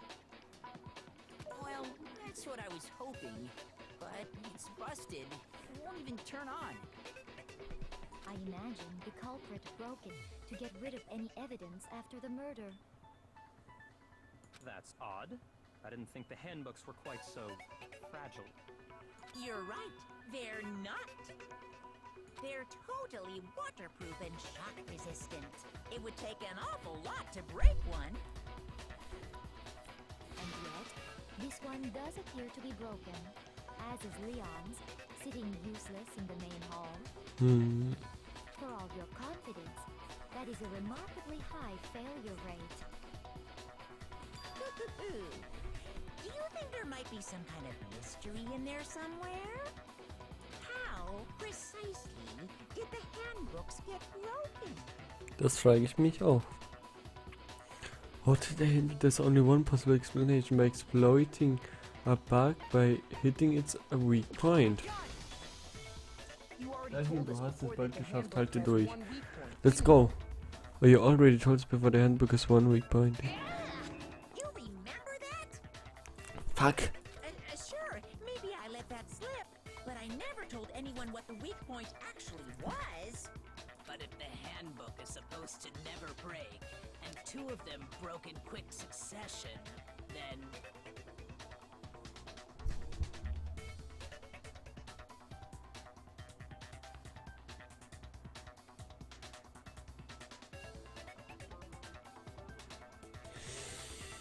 Then we can only assume that someone's figured out its weakness. You know what the weakness is, right, Monokuma? So, what is it? You're asking me? Oh. I think it's a necessary piece of information if you want this to be a fair trial. Danny, du hast es bald geschafft, halte durch. Abschluss noch ein Shot, bevor du Streams beendest, oder? Ja, komm. Mache ich halt. But if I tell you, and someone else decides to copy it, that would be very not good. Just tell us already! Why would we want to break our own handbooks? Oh well, I have a weakness for pushy demands. But you're sure you won't follow their example? Then allow me to make a special announcement. The weak point of my cutting-edge e-handbook is... When it's exposed to high temperatures for too long, it will suffer a meltdown and totally break! Oh. I flippin' knew it! You knew it? Yeah, because I found the handbook laying on the floor of the sauna. Of the sauna? The temperature in the sauna can reach over 200 degrees. Strange how you don't get burnt, huh? It's because as your sweat evaporates, it creates a cooling layer of air around your skin. If the hot air of the sauna were somehow pushed directly onto your skin, you'd definitely get fried. That layer of air would get blown away. That's why you may feel a burning when you move around. So when you're in a sauna, make sure to keep nice and still. Interesting. I learned one new fact today. That is a mere trifling speck of knowledge. Anyway, if you found the victim's handbook in the sauna, then the killer must have been purposely trying to raise its temperature in order to break it. Meaning the culprit somehow knew its weakness. Und der eine, der in der Sauna war und der auch diesen Vorschlag hatte, ist kein anderer als... But how'd they find out? Monokuma said he didn't tell anyone, right? Indeed. Quite the mystery. Leon wusste es aber. What if they found out by accident? Oder auch das. What do you mean by accident? What if the killer took their own handbook into the sauna, not knowing its weakness, and it broke? They'd realize it was broken, of course. and it wouldn't be hard to figure out why. Mhm, das Once stimmt they hacked natürlich. Chihiro's handbook, they knew they had an easy way to dispose of it. I won't say it's not possible, but who would have done something like that? Habe viele Tweets geantwortet, irgendwann hat sie mir gefolgt. Dann habe ich Lidem kennengelernt und habe mir mit ihr und Lovely Minecraft und Guild Wars gespielt. Okay, dann war ich halt öfters mal mit Lidem und ihrem Boyfriend auf dem DS. I don't know of anyone who took their handbook into the sauna. I might know someone who did. Whoa! Seriously? I Yeah. think the one who may have taken their handbook into the sauna was...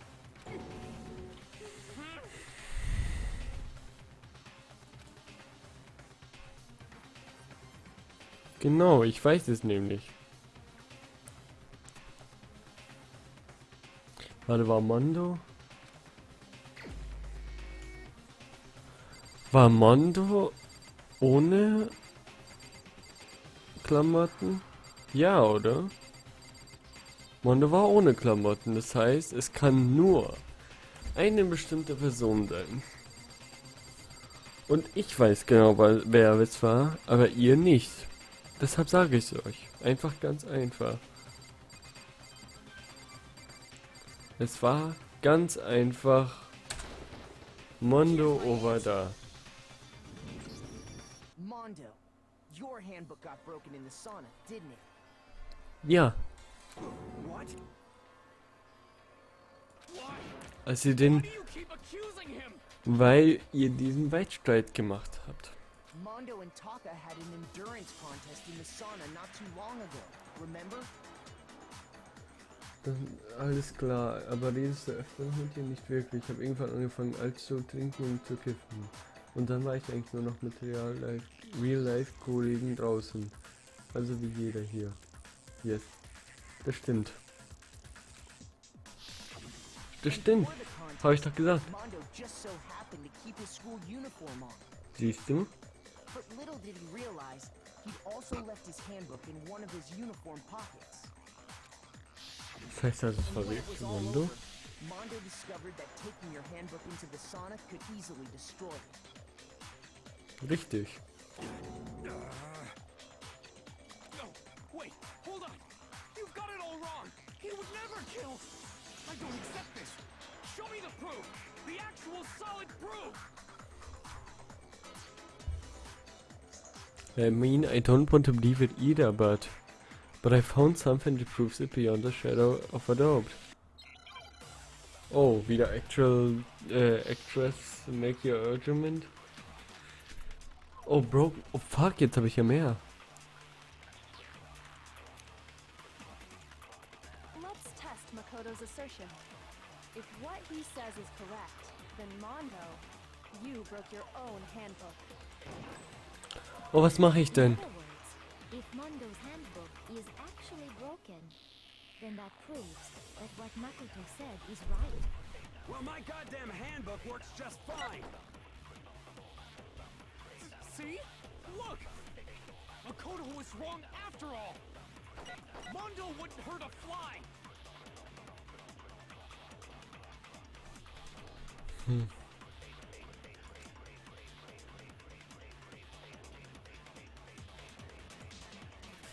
Let's test Makoto's assertion.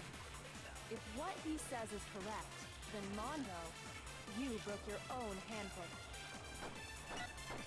In other words, if Mondo's handbook is actually broken, then that proves that what Makoto said is right. Well, my goddamn handbook works just fine. Oh fuck, was mache ich? Ich hab's falsch gemacht, sorry. Let's Ich test hab's falsch Makoto's gemacht. assertion. If what he says is correct, then Mondo, you broke your own handbook. In other words, if Mondo's handbook is actually broken, then that proves that what Makoto said is right. Well, my goddamn handbook works just fine.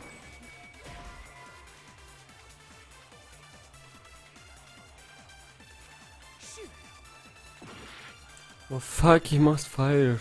Let's test Makoto's assertion. If what he says is correct, Then Mondo, you broke your own handbook.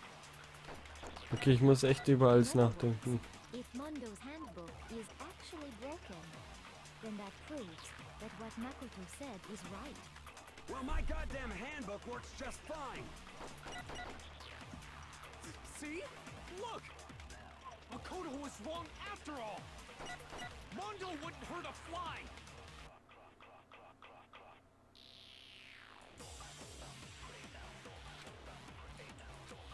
Wir haben Let's test Makoto's assertion. Chihiro's Handbook, Says is correct. Card Reader Then Mondo, und Broken you Handbook. broke your own handbook. In other words, if Mondo's Das heißt, es handbook muss jetzt is das sein oder ich actually sterbe. then that proves that what Makoto said is right. Well, my goddamn handbook works just fine. Ja. Gott sei Dank, Alter. Daniel, töte doch einfach alle, außer die Girls, die Ballastero. Aber bitte Hilfe mit der muskulösen. Ja, die baller ich alle, außer die muskulöse, genau. What is that supposed to mean? Was hat er gesagt? Mondo, the whole book you have right now, is it really yours? The broken handbook that was in the main hall. Isn't that one actually yours? What the heck are you talking about? Was? Das heißt, Leons hatte? What I mean is, I think Mondo swapped his handbook out for one that actually works. I think he took Leon's handbook and replaced it with his own. Oh, es stimmt, Alter.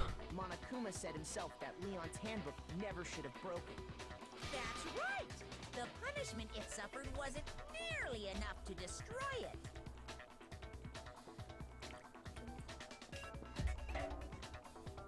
So then, the broken handbook in the main hall is actually Mondo's, which would mean that the handbook Mondo has right now is actually Leon's, yes? Yes. But doesn't that violate the school regulation that says loaning out your handbook is prohibited? Well, here's how I look at it. There is a rule about loaning your handbook to another student, but if they're dead, they're not a student. Stimmt. It's kind of a gray area, I admit. But no worries. If anything, it just makes things more interesting. As such, I decree that exchanging handbooks with a corpse is not a violation of the rules. Well, Mondo, if I'm wrong about this, you're welcome to say so. I'm happy to admit I made a mistake, but... Son of a bitch! What's wrong, bro? Come on! Tell him he's wrong! You are wrong! You have to be wrong! Everything you just said is wrong! You made it all up! Nein, sorry. Okay, then why don't we look back on this case one more time, from the beginning? That way, everything will become clear, and we'll all see if I was right or wrong. Close case? Oh shit, close case. Okay, let's go. Also. Chihiro packt ihre Sachen und will losgehen. Wird aufgehalten von Celeste und irgendwas passiert hier. Wie geht es nochmal? Celeste saw Chihiro in the warehouse with a duffel bag and...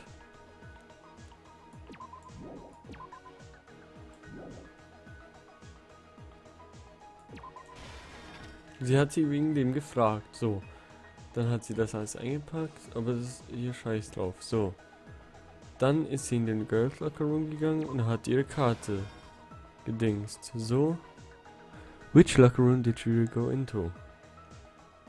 Sie ging in den nicht Girls Locker Room, sondern Boys. Ne, warte, sie hat den Girl wahrscheinlich. Bla bla bla, hey, bla bla bla. So. The weapon that killer used was... As the murder took place, some blood splattered onto something, didn't it?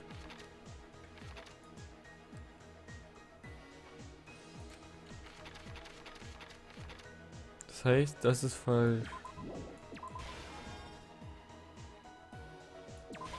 Warte mal. Nee, warte, das stimmt. So, das ist falsch. Ach, warte, hier ja mehr, stimmt ja. So. As the murder took place, some blood splattered into something, didn't it? Genau, und auf dieses Poster. Oder? Ist es das?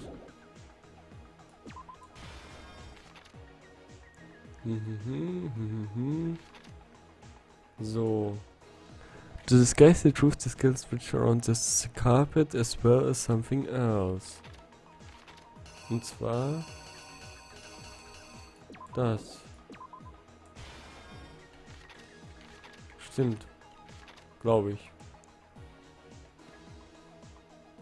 Daniel, aber bitte mit dem WTF, okay. Which locker room did Girl move to?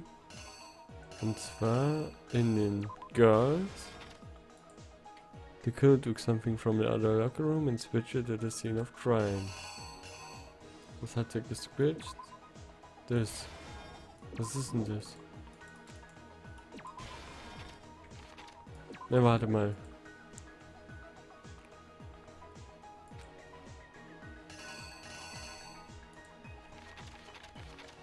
Dann hätte das angeblich genommen.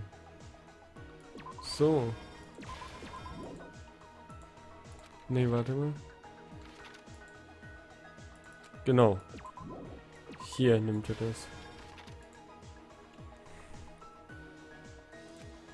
Genau, er hat die Dingkarte gewählt. But was is the progress to the murder scene? It could have only been...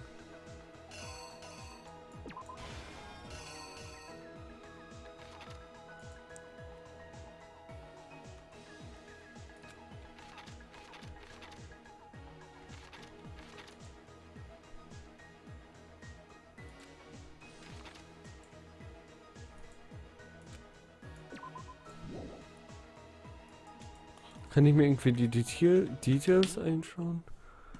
Influence Code, Scheiß Maul.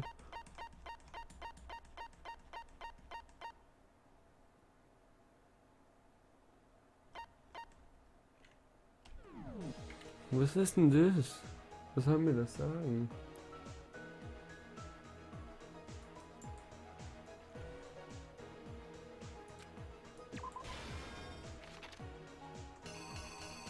Das war's, oder? Ach nee, hier habe ich ja noch mehr.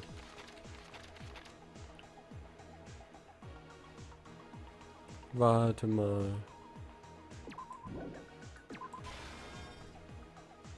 Das hat er geswitcht.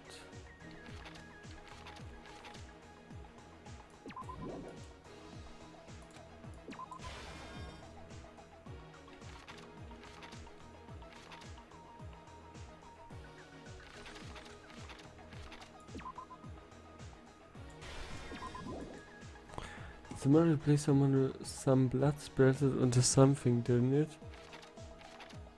Doch, stimmt das.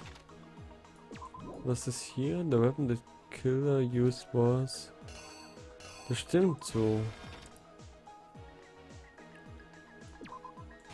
Das stimmt auch so. So.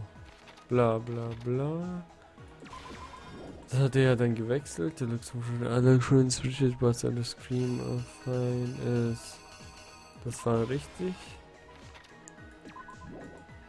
What was it? The back back to the murder scene. It could have only been.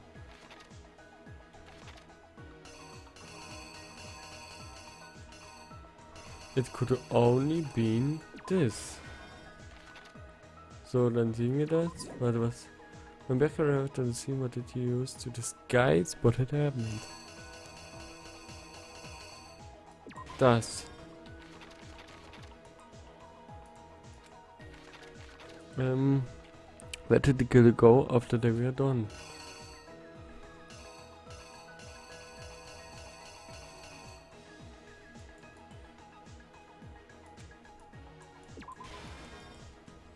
When the headbug got thrown into the sauna room, what happened to it? Das gehört dahin, das ist dann zerstört.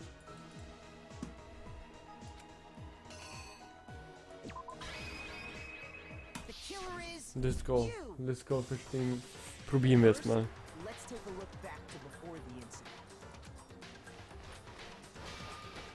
Last night, Celeste saw Chihiro in the warehouse, correct? At the time, she was apparently stuffing something into a duffel bag. Richtig, okay. That something was a blue tracksuit. You can confirm this, right, Celeste?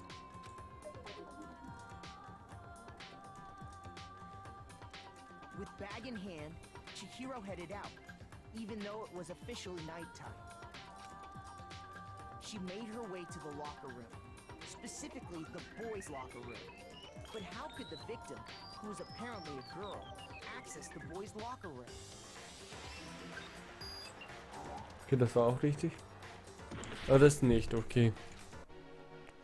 Hier ist was falsch.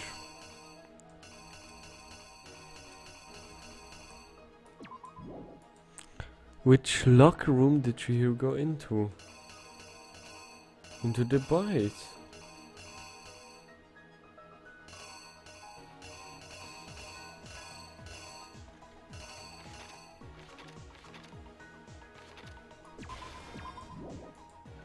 Which locker room did the killer move to?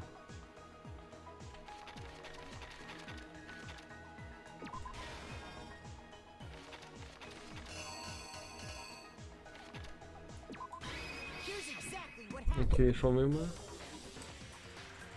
So, das wissen wir ja schon. Ich gehe jetzt schlafen. Gute Nacht. Gute Nacht wünsche ich dir und schlaf gut und dreimal Schönes und ja, gut. She made her way to the locker room, specifically the boys' locker room. But how could the victim, who was apparently a girl, access the boys' locker room? Das ist also auch falsch.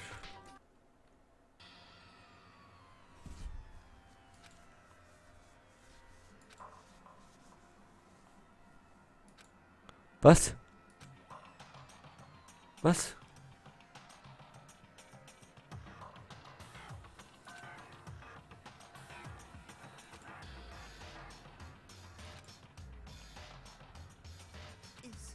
Is this really the end for all of us? Nein. I refuse to give up yet. Ich muss noch mal kurz nachdenken.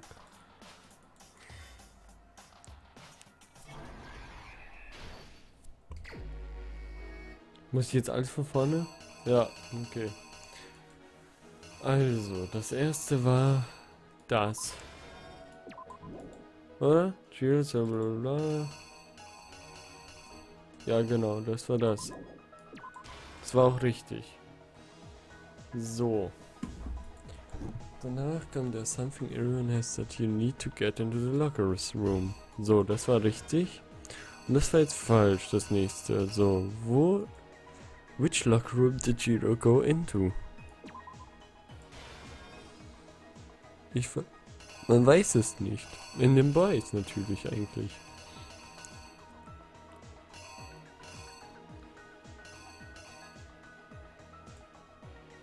Aber man weiß es nicht, ja. So, the weapon that killer used was... The weapon that killer used was... This thing... Blah blah blah. As the murder took place, some blood splattered onto something, didn't it? Genau, und zwar auf dein Gesicht. So, bla bla bla. To disguise the truth, the killer switched around the carpet as well as something else. Und zwar das. Which locker room did the killer move to?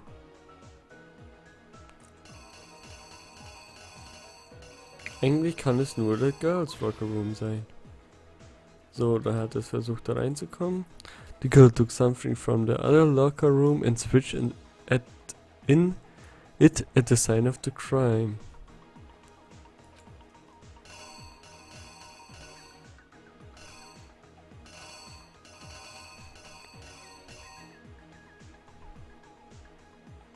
Aber es sitzt doch hier schon.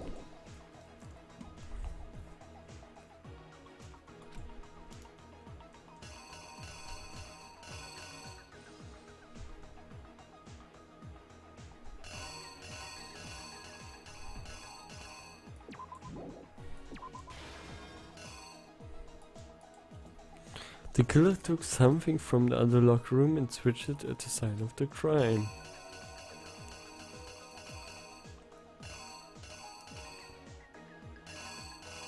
Was denn?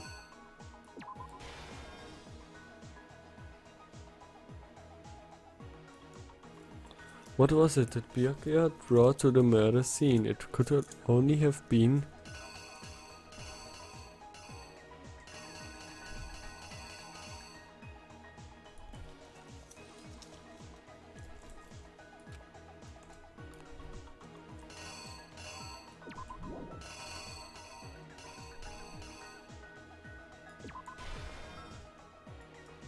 Nein, das ist falsch. Was soll denn das sein, was ihn dorthin gebracht hat?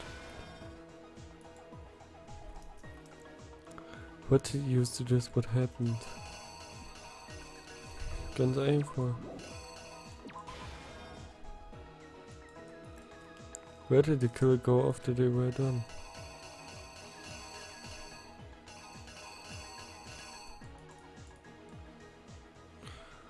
Ich verstehe, warte mal.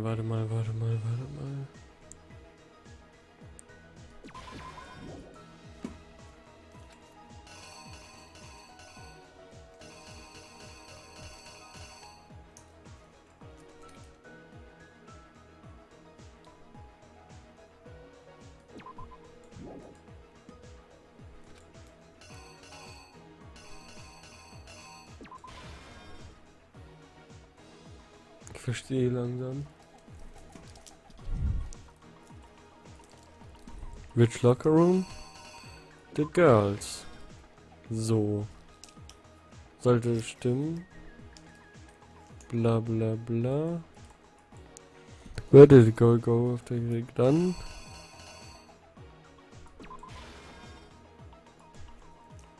What? When the handbook get thrown at the sauna, what happened to it? Ganz einfach. It's broke. So, ich hoffe, es stimmt. First, let's take a look back to before the incident. Last night, Celeste saw Chihiro in the warehouse, correct? At the time, she was apparently stuffing something into a duffel bag. Das stimmt ja. That something was a blue tracksuit. You can confirm this, right, Celeste?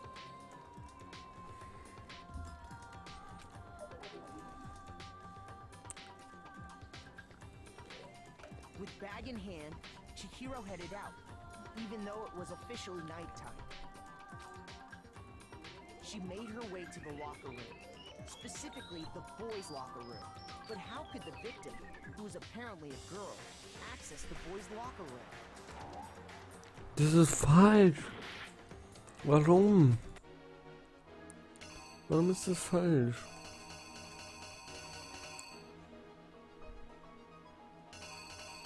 Warum ist das falsch?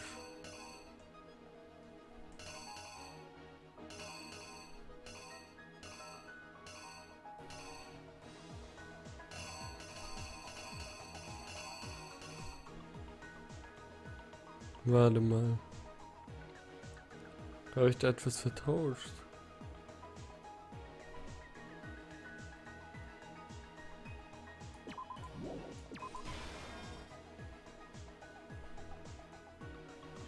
Daniel, bitte. Ja, sorry, aber ich bin halt scheiße.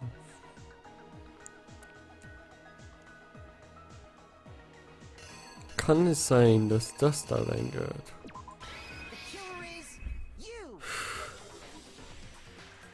Ich hoffe es mal. With bag in hand, Chihiro headed out. She made her way to the locker room, specifically the boys' locker room.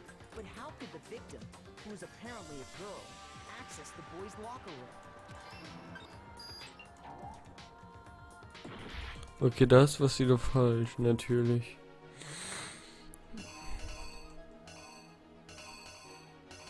Was ist da falsch? Das wahrscheinlich.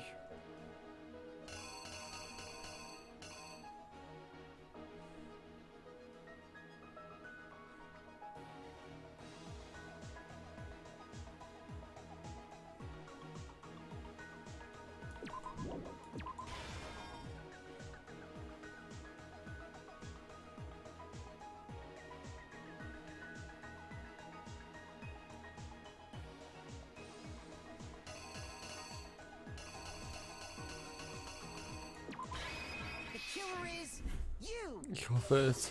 Es ist richtig diesmal. Bla bla bla. Jetzt mal. Es stimmt nicht. Warum? Warum stimmt es nicht?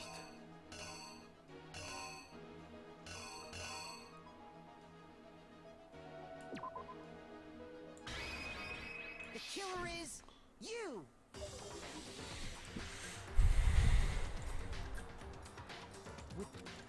Bla bla bla. Komm halt mal. Ah, okay. Simple, because she was really a he. Okay. Which is why he was able to use his own handbook to gain entrance to the boys' locker room. Natürlich. Once inside, he met with someone there. And the person he met was the one who killed him.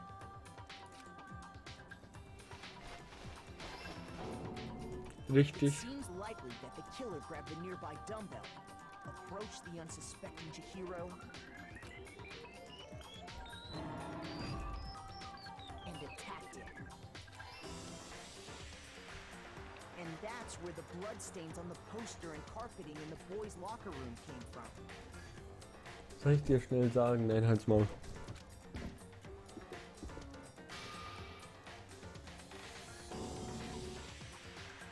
It was likely in the heat of the moment.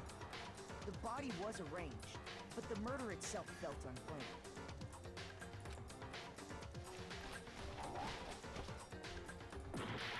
Da habe ich was falsch gemacht. Scheiße. Was ist denn da? To disguise the truth, the killer switched around the carpet as well as something else. Natürlich, das Ding. The killer is you. Hoffe ich. Was?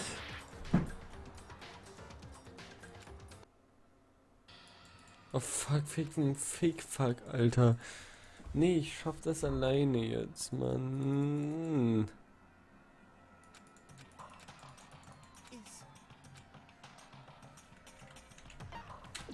Nein, ich schaff das jetzt. Ich schaff das jetzt. Wenn ich es nicht schaffe, dann bin ich scheiße dumm. Ich schaff das jetzt. So. Starback als Maul. So.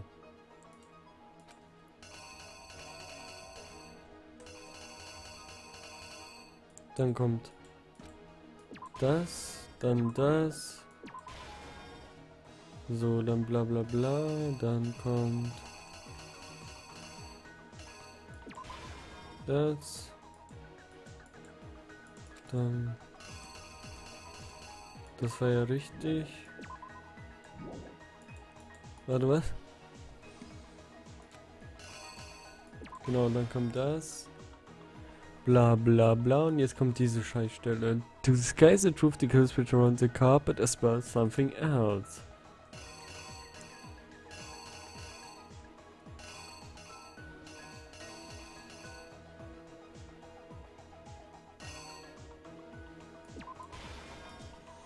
Which locker room did the killer move to?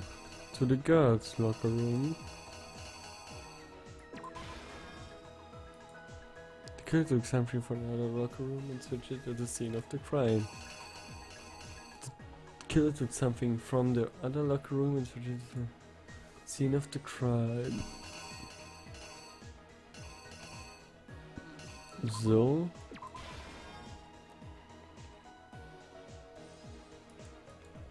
Why, what was it? What Bjarke brought to the murder scene? It could only been...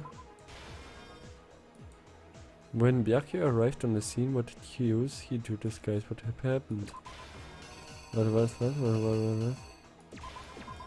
What? When Bjarke arrived at the scene, what did he use to disguise what had happened?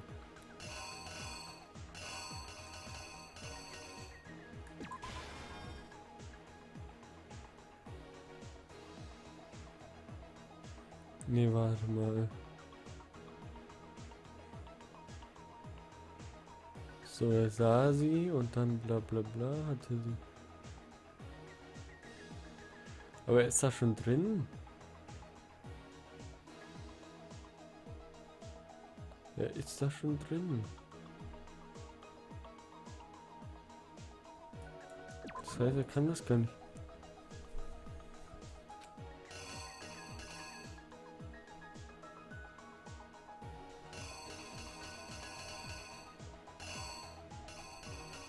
Aber es musste das sein.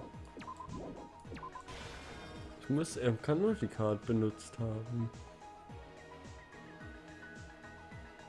Dann geht von links nach rechts, oder was?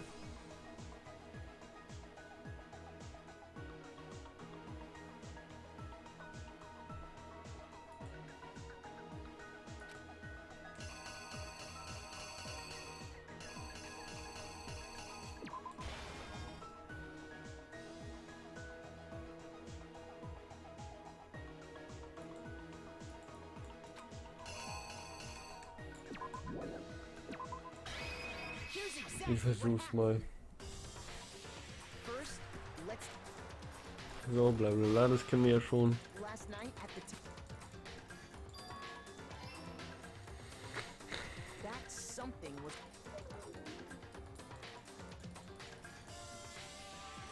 kennen wir ja schon.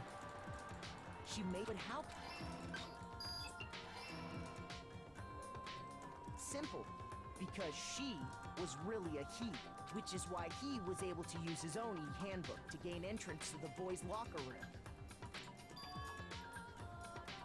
Once inside, he met with someone there, and the person he met was the one who killed him.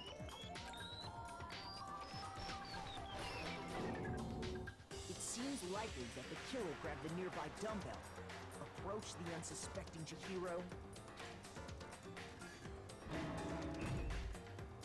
and attacked him.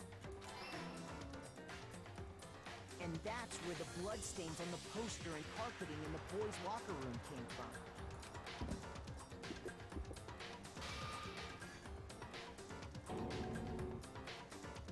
It was likely in the heat of the moment.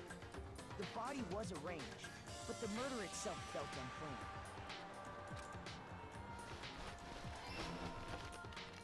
Which is why the killer hurried to try and hide the act.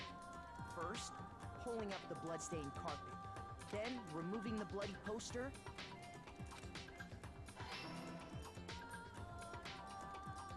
and finally carrying the corpse into the girls' locker room.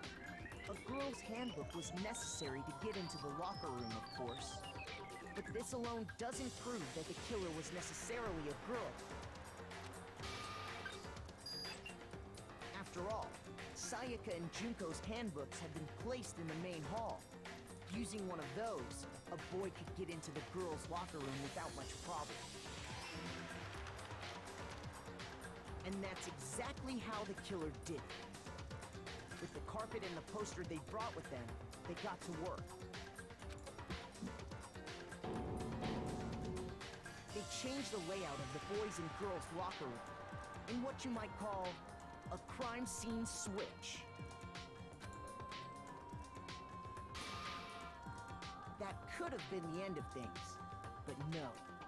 Yakuya discovered the body and decided to intervene in the situation, making things even more complicated.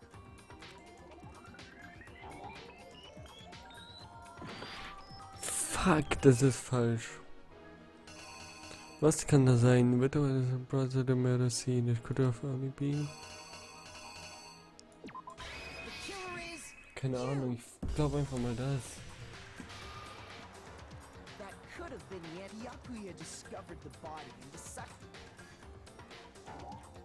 Immer noch falsch. Scheißendreck, Alter.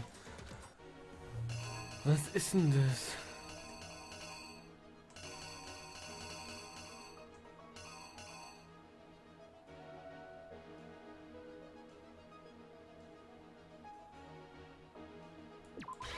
The killer is you!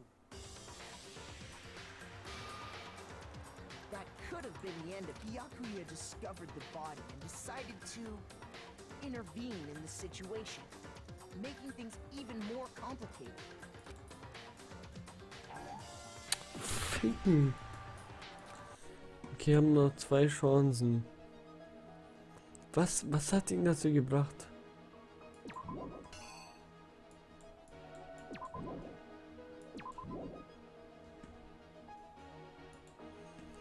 What was it? The backer brought to the murder scene. It could only have been... Was hat ihn dazu gebracht?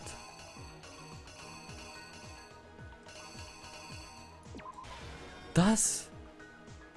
Oder wie?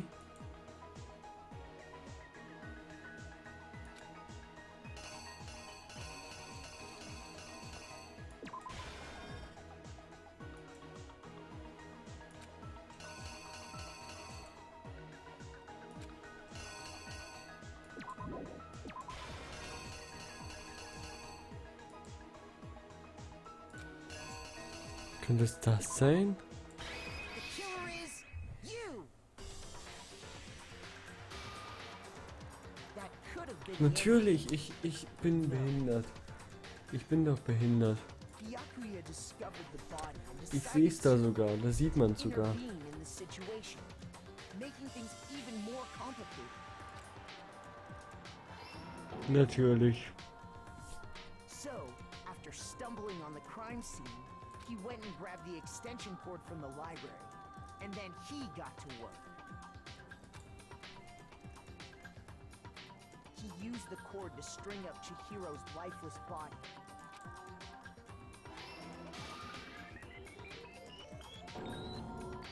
Then, using the victim's own blood, he left a grisly message there at the scene of the crime. He wanted to create the illusion that Genocide Jack was responsible for the slaughter. Das ist also falsch.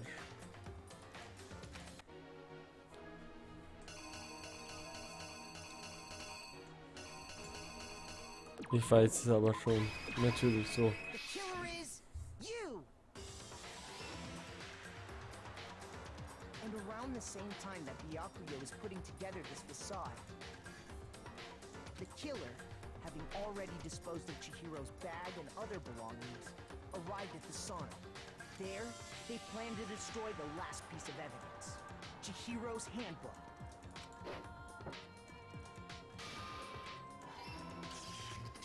And just as the killer expected, the steamy sauna was enough to ruin the electronic gadget. Richtig. Somehow, the killer knew that the handbook couldn't stand up to the heat of the sauna. And the reason they knew that is because the sauna had already wrecked their own handbook. Genau. And that's how it all played out. Richtig. Isn't that right, Mondo Arata? Isn't that right? Jetzt kommt wieder der schwierigste Teil natürlich. This can't be right. Ich muss kurz pissen, bis gleich. Sorry, aber ich muss echt pissen, also ich muss echt pissen.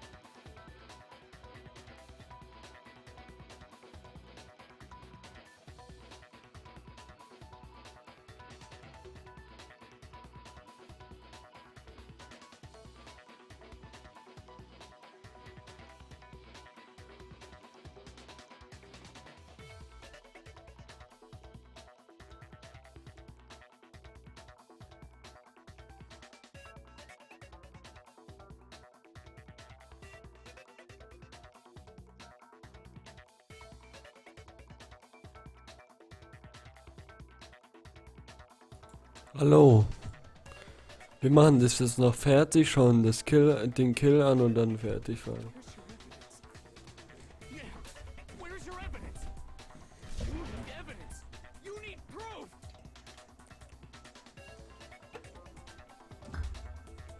Without any proof, you can't pin any of this on him.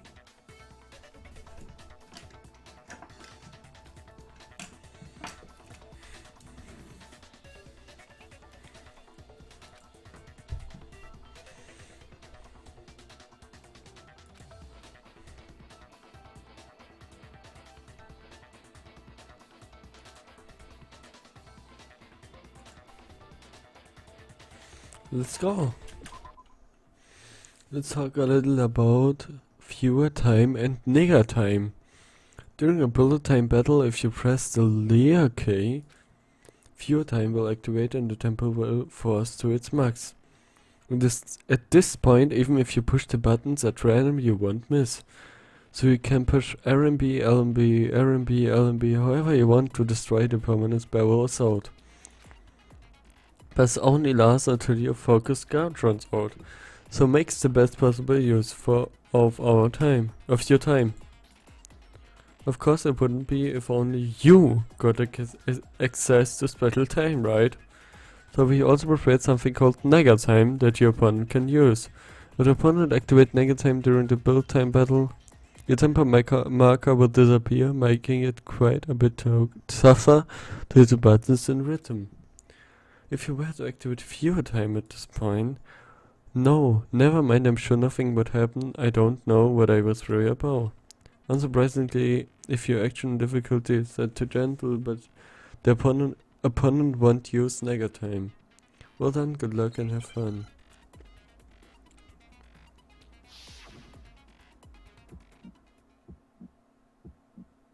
Show me some evidence. You're wrong. I won't listen.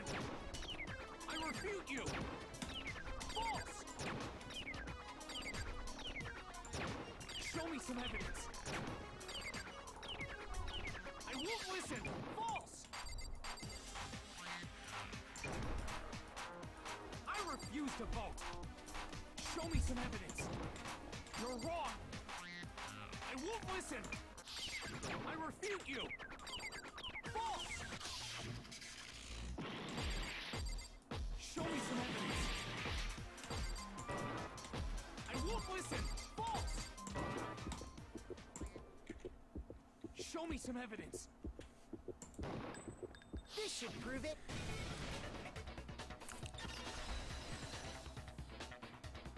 Geil.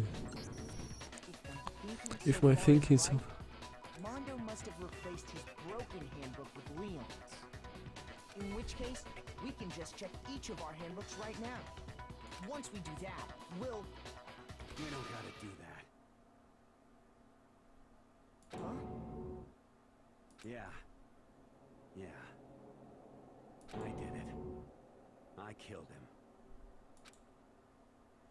Oh, Eingeständnis.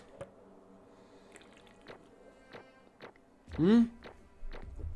Das war's zum Class Trail? Wirklich? Das war's? Oh shit. Dann war's das wohl. Schauen wir jetzt noch den Kill an, ne? Oder was er zu sagen hat. Bro, what are you saying? I got no choice, man. After hearing all that, I gotta just give up. Go ahead, Monokuma. Get it over with. Ask for the goddamn verdict. Roger that. Wait, hold on! No waiting, no holding on. Time for the moment we've all been waiting for. Grab your lever and give it a yank. Es ist Mondo. Who will you elect as the blackened this time around? Ich muss sagen, ich habe echt gedacht, also am Anfang des Class Trials dachte ich echt Toko. Dann dachte ich Byakuya. Und jetzt, wo jetzt alles clear ist, denke ich echt, es ist Mondo. Es war am Anfang wirklich unklar. Es war wirklich, ich dachte, es ist wirklich direkt total verdammt offensichtlich, aber es ist nicht offensichtlich. Es ist nämlich Danganronpa, ne? Muss man natürlich dazu sagen. Es ist von allen, den ich am wenigsten erwartet habe, Mondo. Will you make the right choice or the dreadfully wrong one? What's it gonna be? What's it gonna be?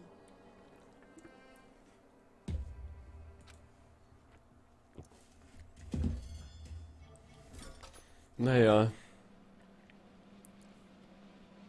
Wenn es wirklich Mondo war. Es war Mondo.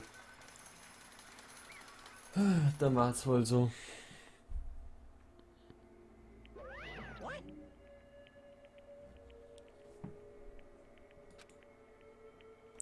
Yes, it is so. The black ant that killed Shiro Fujizaki was Mondo Owada.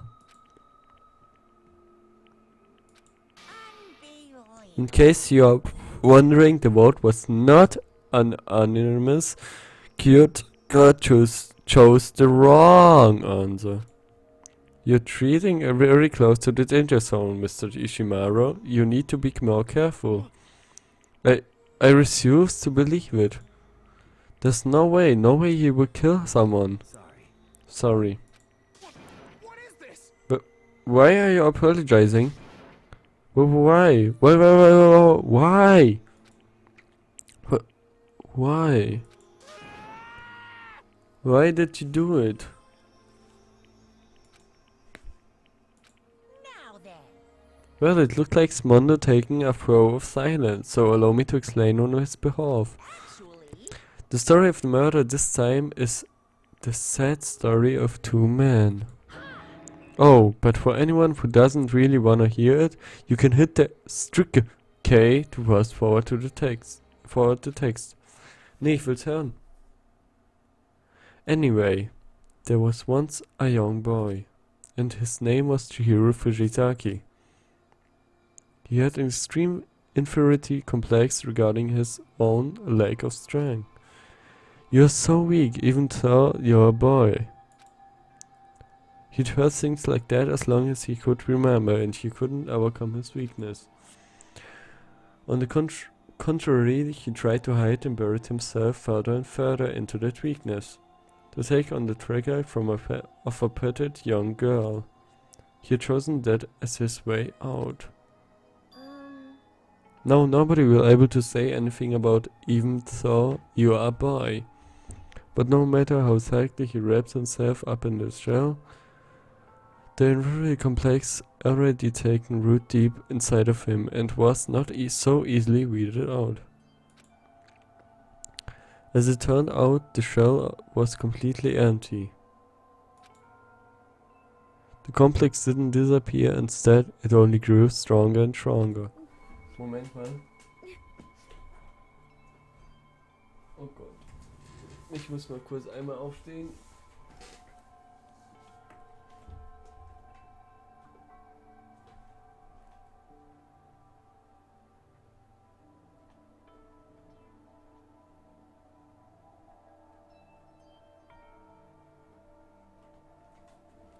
So.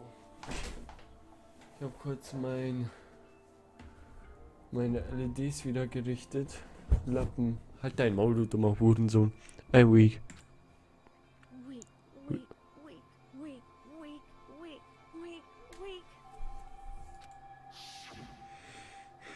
Once the killing game had begun here at the school, he had no choice but to accept this fact.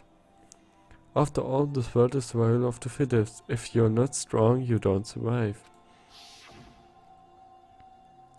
And then the lovely and helpful Monokuma announced the revealing and the embarrassing secrets. Which, of course, included Jiro's embarrassing secrets, which I was more than willing to divulge. Also hatte das Secret, even though he dressed like a girl, Chihiro is actually a boy. Das war also das Secret. Hey, And that was something Chihiro couldn't let anyone find out, no matter the cost. If that was real, it would be the end. The hardened shell would crack, the armor would hurl away. Without a doubt, those around him would torture him more than ever before. Everyone figured being thrust into such a dilemma must have sent him spiraling into despair. And yet... I'm sorry. I'm sorry, I don't really want to talk about it right now. But But I also don't want to leave things the way they are, so maybe I can talk about it later. After I try my best to become strong, then I can tell everyone. Annoyingly, he used the street to discover to motivate himself to become stronger. that's right. Now's my chance. I want to change. I'm going to get stronger, and accept who I am.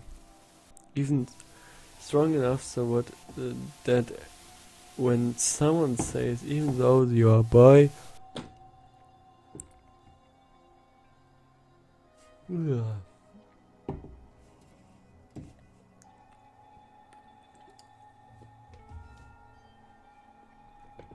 I will be okay.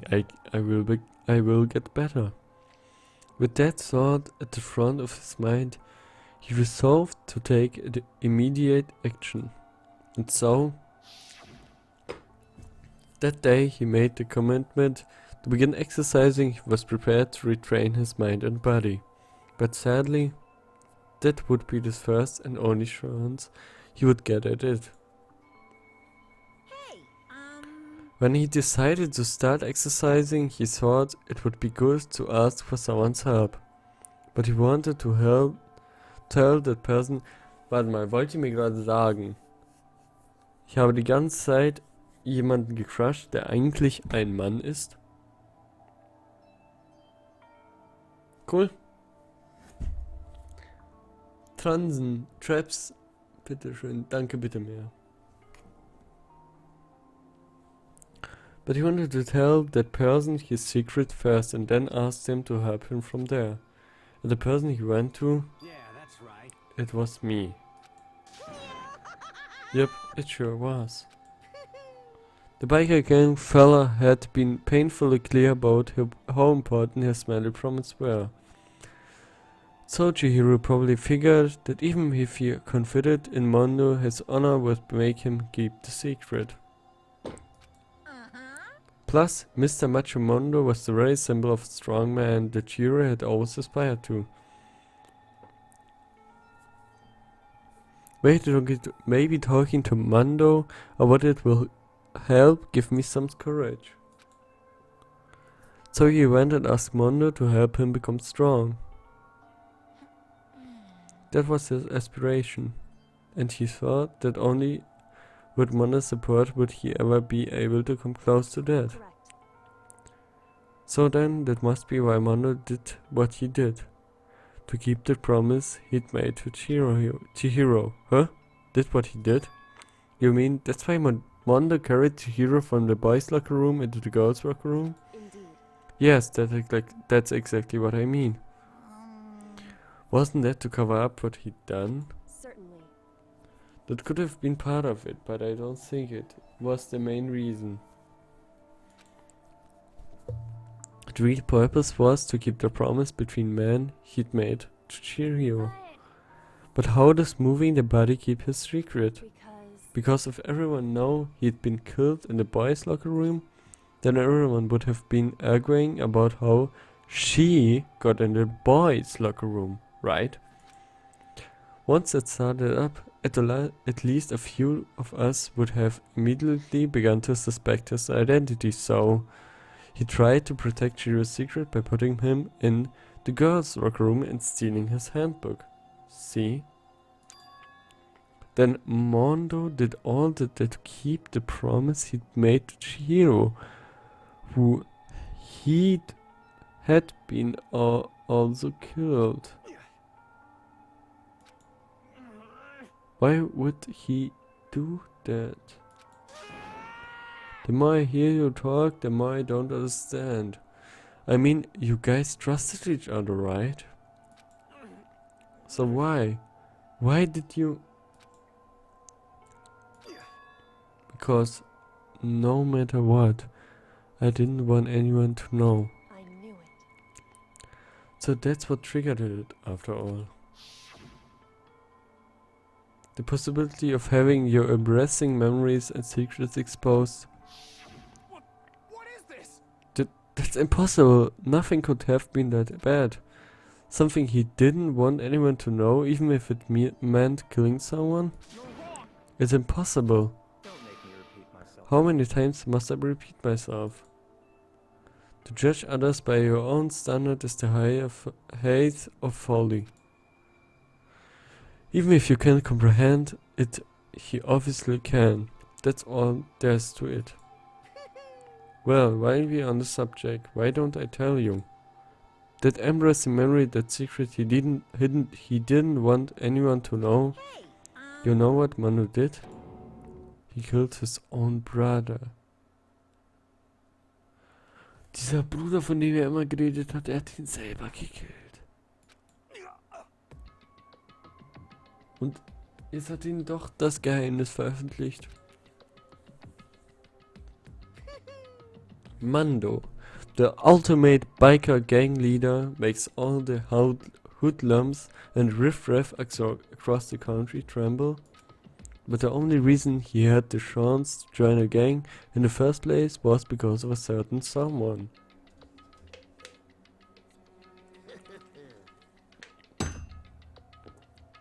Mondo's older brother's name was Daya Owada. Mondo had nothing but respect for him. It was because of Daya that Mondo ever got on a motorcycle. Mondo's brother was his only family growing up. He was the only one Mondo could trust or respect. He wanted to measure up to his big brother, so he initiated him in everything he did. Mondo was the epitome of the starry-eyed kid brother. Meanwhile, the charismatic older brother had put together a local motorcycle gang. And before anyone knew it, it had grown into the biggest biker gang in the country. Daya, the older brother, number 1 in the gang, and his number 2, his younger brother Mondo. In the beginning, everything was peaches and gravy. But when Mondo started singing about how he would have to take over the gang from his brother someday, his brother's greatness, his reputation began to gnaw on Mondo's very soul.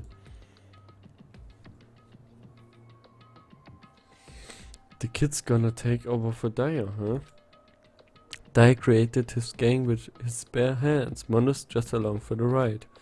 Can someone like that really be our leader? All that will do is make the gang look bad. Almost every day Mono heard the gossip and whispers of the other members of the gang, which is why I gotta get stronger than Daya. Once, just one time, no matter what, I gotta win. Don't fuck with me.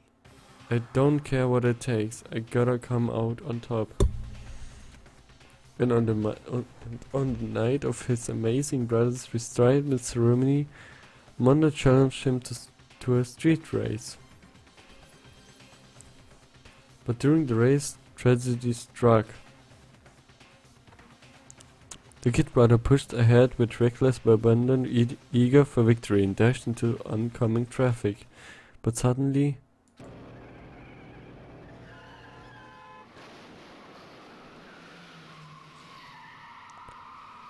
ich verstehe it. Laying in his kid brother's arms, the older brother delivered his final words. My bad, kid. I fucked up. Sorry. Ach du Scheiße. Of course he knew it was his brother's fault, but Daya never blamed him for what happened. Also er hat ihn gar nicht gekillt. Was labert Monokuma? Er hat ihn eher gerettet. Also nicht gerettet, also er hat ihn nicht gerettet, aber der kleine Bruder hat ihn gerettet. Hey kid, the rest is up to you, no matter what. You gotta keep the gang together. 'Cause it's the team. You and me put together. It's a promise between men. Ach du Scheiße. He decided to hide the truth of what happened from everyone else in the gang. In order to keep the gang together and keep the promise to his brother, he would never admit to anyone that it was his own weakness that had caused the accident. And as a result,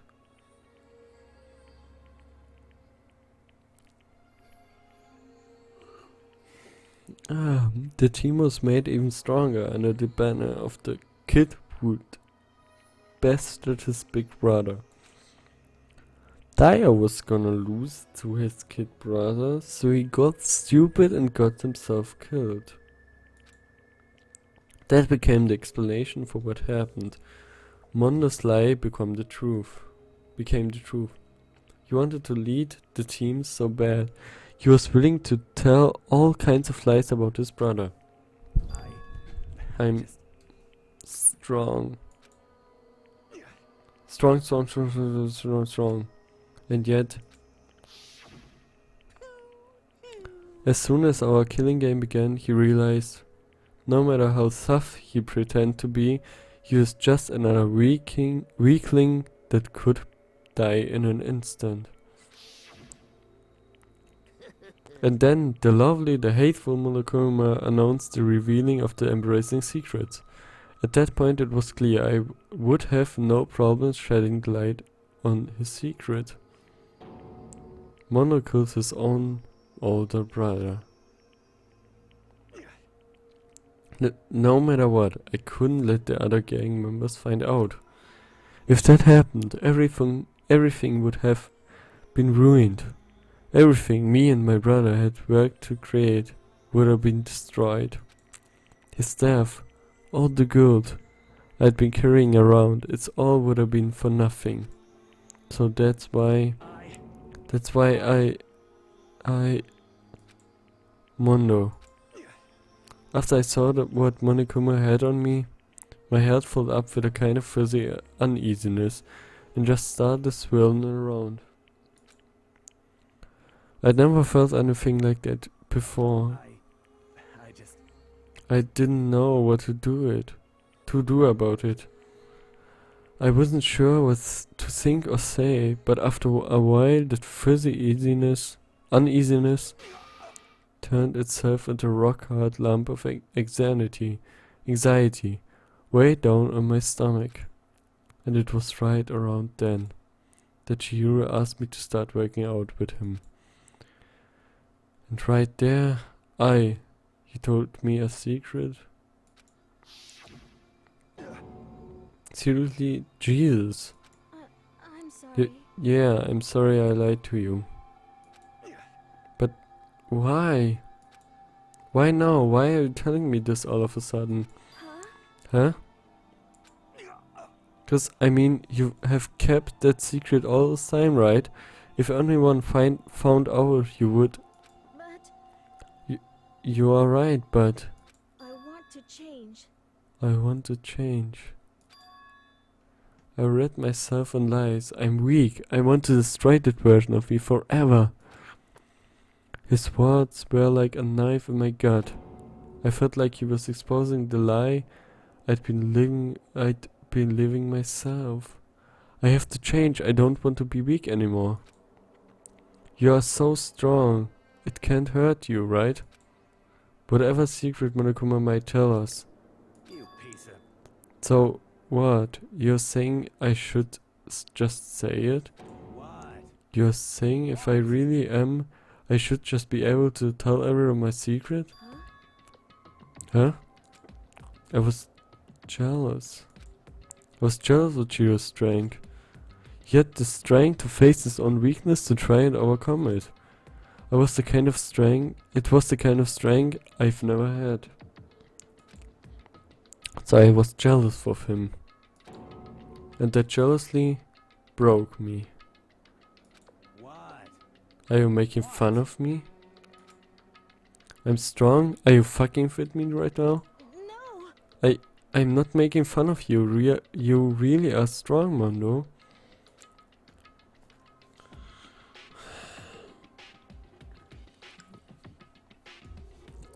I felt like I could hear something starting to creak.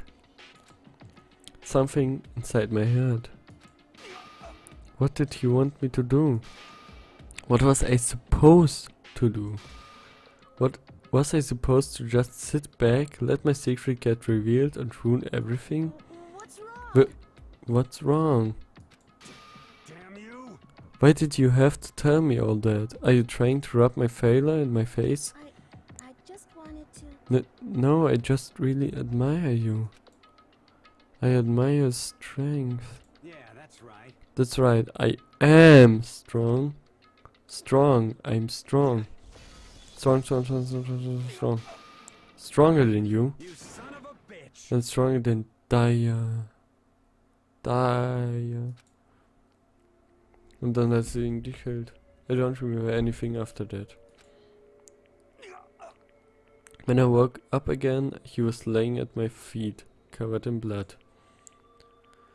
I had a dumbbell in my hand and I was just staring at him, down on the ground. Hey, I killed him. I killed Chihiro. Even after all this time, I'm still just as weak as I've always been. And thanks to that, I did something I can never take back.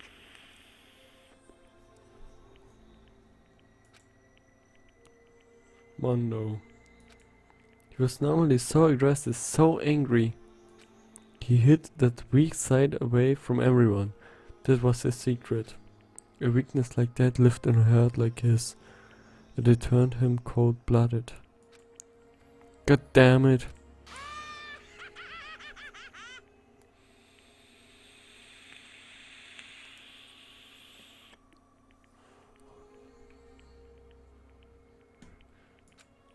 Look at him, you see? You're all just like him. For a secret from the past, for a memory. For that, he killed another living human in cold blood.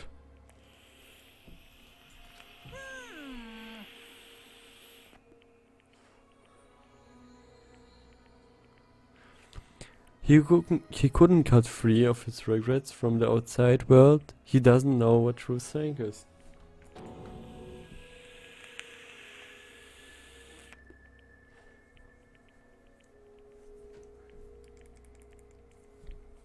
Sorry. Do you see hope anywhere in there? 'Cause I don't. I sure don't. You bastard. Just shut up, you son of a bitch. Go ahead, say that again, I dare you. Yep. Okay, I'd say it as many times as I want. It's what I want to say, but unfortunately I can't do that right now, because the time for punishing is fast approaching. Punishing? You mean execution? Well now. That's what I promised you, right? The black hand that disturbs the peace will be punished. Ridiculous. Hold on. Now then, I prepared a very special punishment.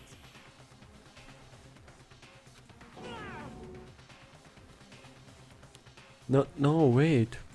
Let's give it everything we've got. It's punishment time.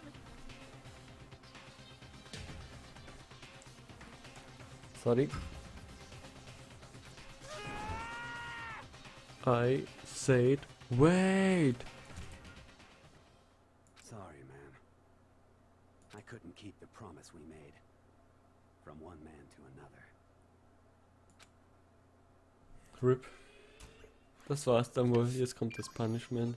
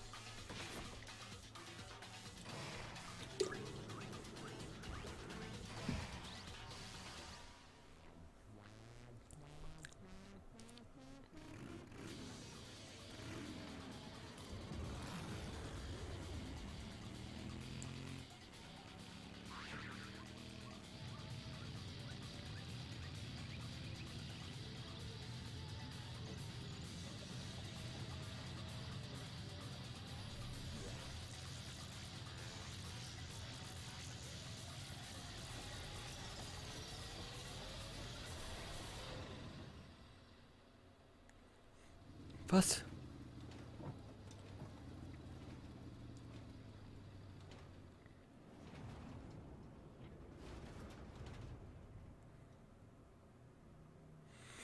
Was?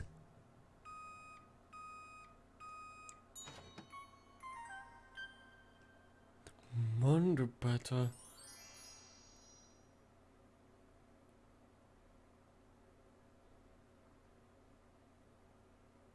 Wow. Laugh at death and your soul will forever be at peace. It can't be. My brother. Another murder and another execution. I want to feel again. Everyone's lives are taken so lightly here. I feel like I might be going mad. Maybe I just let it happen.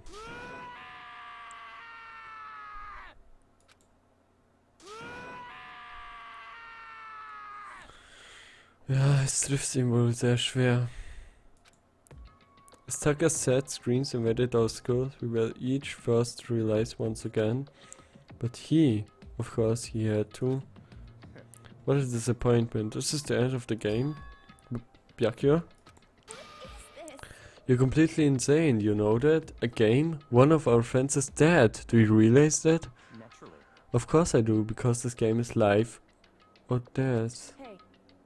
I don't have anything to say to you. I don't have a response except that. I just don't understand why. Why did you go out of our way to disguise Mano's crime? What? Why? Isn't it obvious? Because it made things more interesting. His voice was calm, emotionless, like the voice of death. It chilled me to the bone. Last night, when the murder took place, I was in the library as usual. Honestly. So I ignored the nighttime rule too. That rule never mattered to me. I don't recall agreeing to it. There is nothing to be done. Well, I don't particularly care. Please continue. The night grew late, and I decided to return to my room, which is when I stumbled upon him. I spotted Mano coming out of the girls' locker room. After he'd gone, I looked inside and saw the corpse. You mean you actually witnessed the murder? He was such a fool. He didn't have the slightest idea that I'd seen him. So you're saying you know who the culprit was from the very beginning? That's right. Indeed, but if that had been the end of it, how boring would that have been? I mean, what a waste of time to have the answer revealed right at the beginning. Which is why I decided to lend a little helping hand. I thought it would liven things up. You did all that to liven things up? I see. So after hearing about Genocide Jack from Tokyo, you decide to use that to create the fake metal scene. But damn man, if he hadn't figured out who'd really done it, you would be dead too, right? Well, obviously I would have revealed the truth before I'd reached that point. Of course.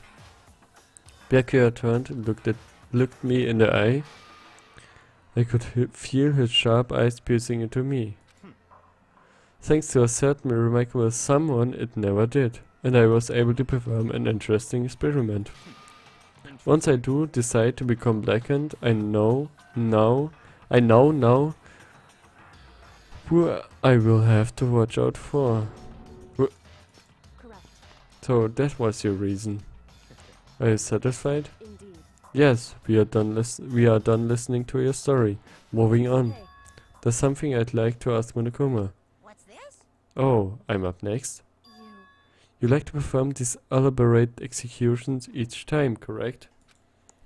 My question is, why? Poohoohoo, do you like them? But you know, this punishment, this despair, it's not just for you. All this punishment, all this despair is my gift to mankind itself. You over-exaggerate genau. I'm not over, genau. These punishments are meant to transform all hope to despair. What do you mean? Mean? Mean? Mean? Mean?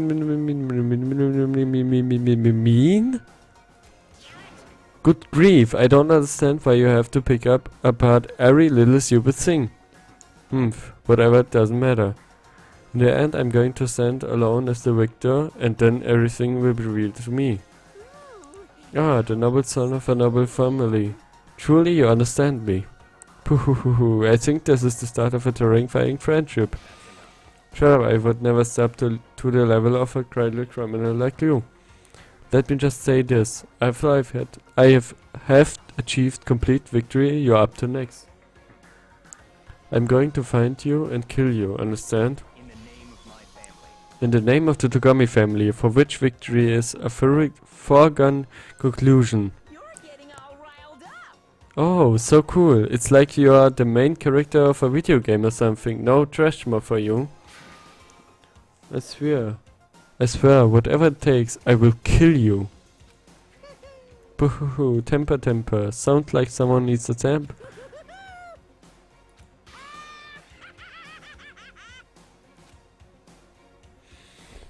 Und damit war's das wohl. Monokuma's love appealed across the courtroom and to certain close on the case of Chihiro and Mondo. But I knew that wasn't the end. The killer game would continue, because the mastermind wouldn't let it end. For those of us who were still alive, our worst fear and despair kept on multiplying. It was the kind of despair that felt like a blind puppy in hell had more of a future than us. All of our courage, our effort, our friendship, it felt like it amounted to nothing at all. It was the worst kind of despair. Und damit war es das wohl. Well, anyway, like I was saying, this is a pretty good spot. Yeah, a really good spot. Anyway, isn't it amazing how that girl went and killed someone before things even had a chance to get boring? Once things really get moving, it'll be like a roller coaster. There won't be any stopping it. Fear and despair charge forward at a speed nothing can hope to match. But I must admit, I'm disappointed. Das ist eine Reference zu Guilty Crow oder wie das hieß. Auf jeden Fall ist das eine Reference dazu. I went to all the pain and effort of making you part of the group, and you couldn't play your part. You do remember you were supposed to make the first move, right? Well, no biggie. Nothing we can do about it now. So just do your best to make things more exciting from now on, okay? After all, that's what everyone wants to see. There's one thing I'd like to ask As you. long as you don't want to know my measurements, fire away. Who is it? The 16th high school student, I mean. My, you really took me by surprise there. I know I said you could ask anything, but super denied, ultra denied, demonic denied. Because you see, that's my ace in the hole. Es gibt also wirklich einen 16. And nobody be dumb enough to reveal that, right? No matter how close they were to their friends.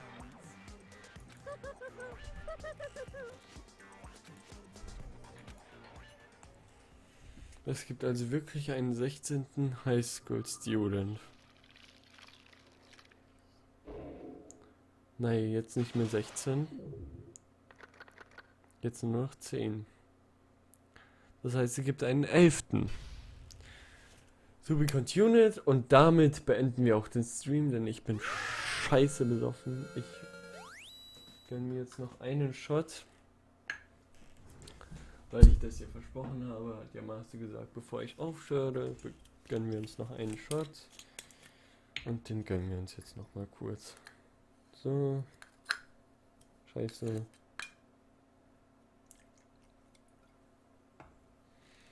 Ich glaube, es wird morgen keinen Stream geben, also heute lieber gesagt, später. Weil ich einfach meine Zeit jetzt brauche. Deshalb wird es keinen Stream, glaube ich, geben mehr für heute. Ich meine, wir haben jetzt das Class Trial fertig, das heißt, wir könnten nur entspannen. Ich kann nur entspannen. Alle sind glücklich und alles ist gut. So, das ist die falsche Flasche. Genau, das ist die richtige. Die fucking Instrumental-CD liegt schon auf dem Boden. Geil. 2 Zuschauer, 3 Stunden. Besser kann es eigentlich nicht laufen, muss ich sagen. Besser kann es eigentlich nicht laufen, ne? So. Damit wäre es der letzte Shot auf euch.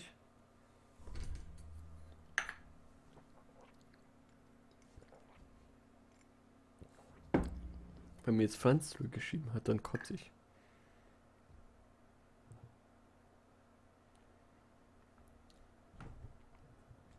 Okay, das war nur Marcio. Franz ist anscheinend eingeschlafen.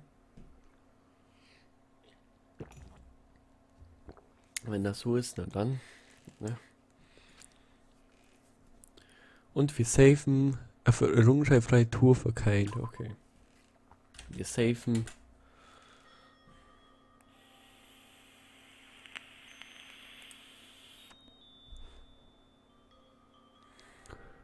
Wir safen und wapen. So viel wie mein... Daten. Keine Ahnung. Scheiß drauf. Egal. Auf jeden Fall.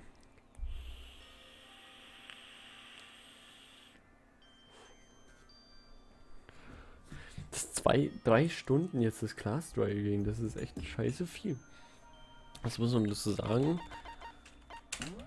Ich danke euch fürs Zuschauen, auf jeden Fall. Vergesst nicht, morgen wieder einzuschalten, wenn es heißt wieder Danganronpa. Dies, das, ihr wisst Bescheid. Und ich danke euch fürs Zuschauen. Bis morgen. Gute Nacht, schlaft gut.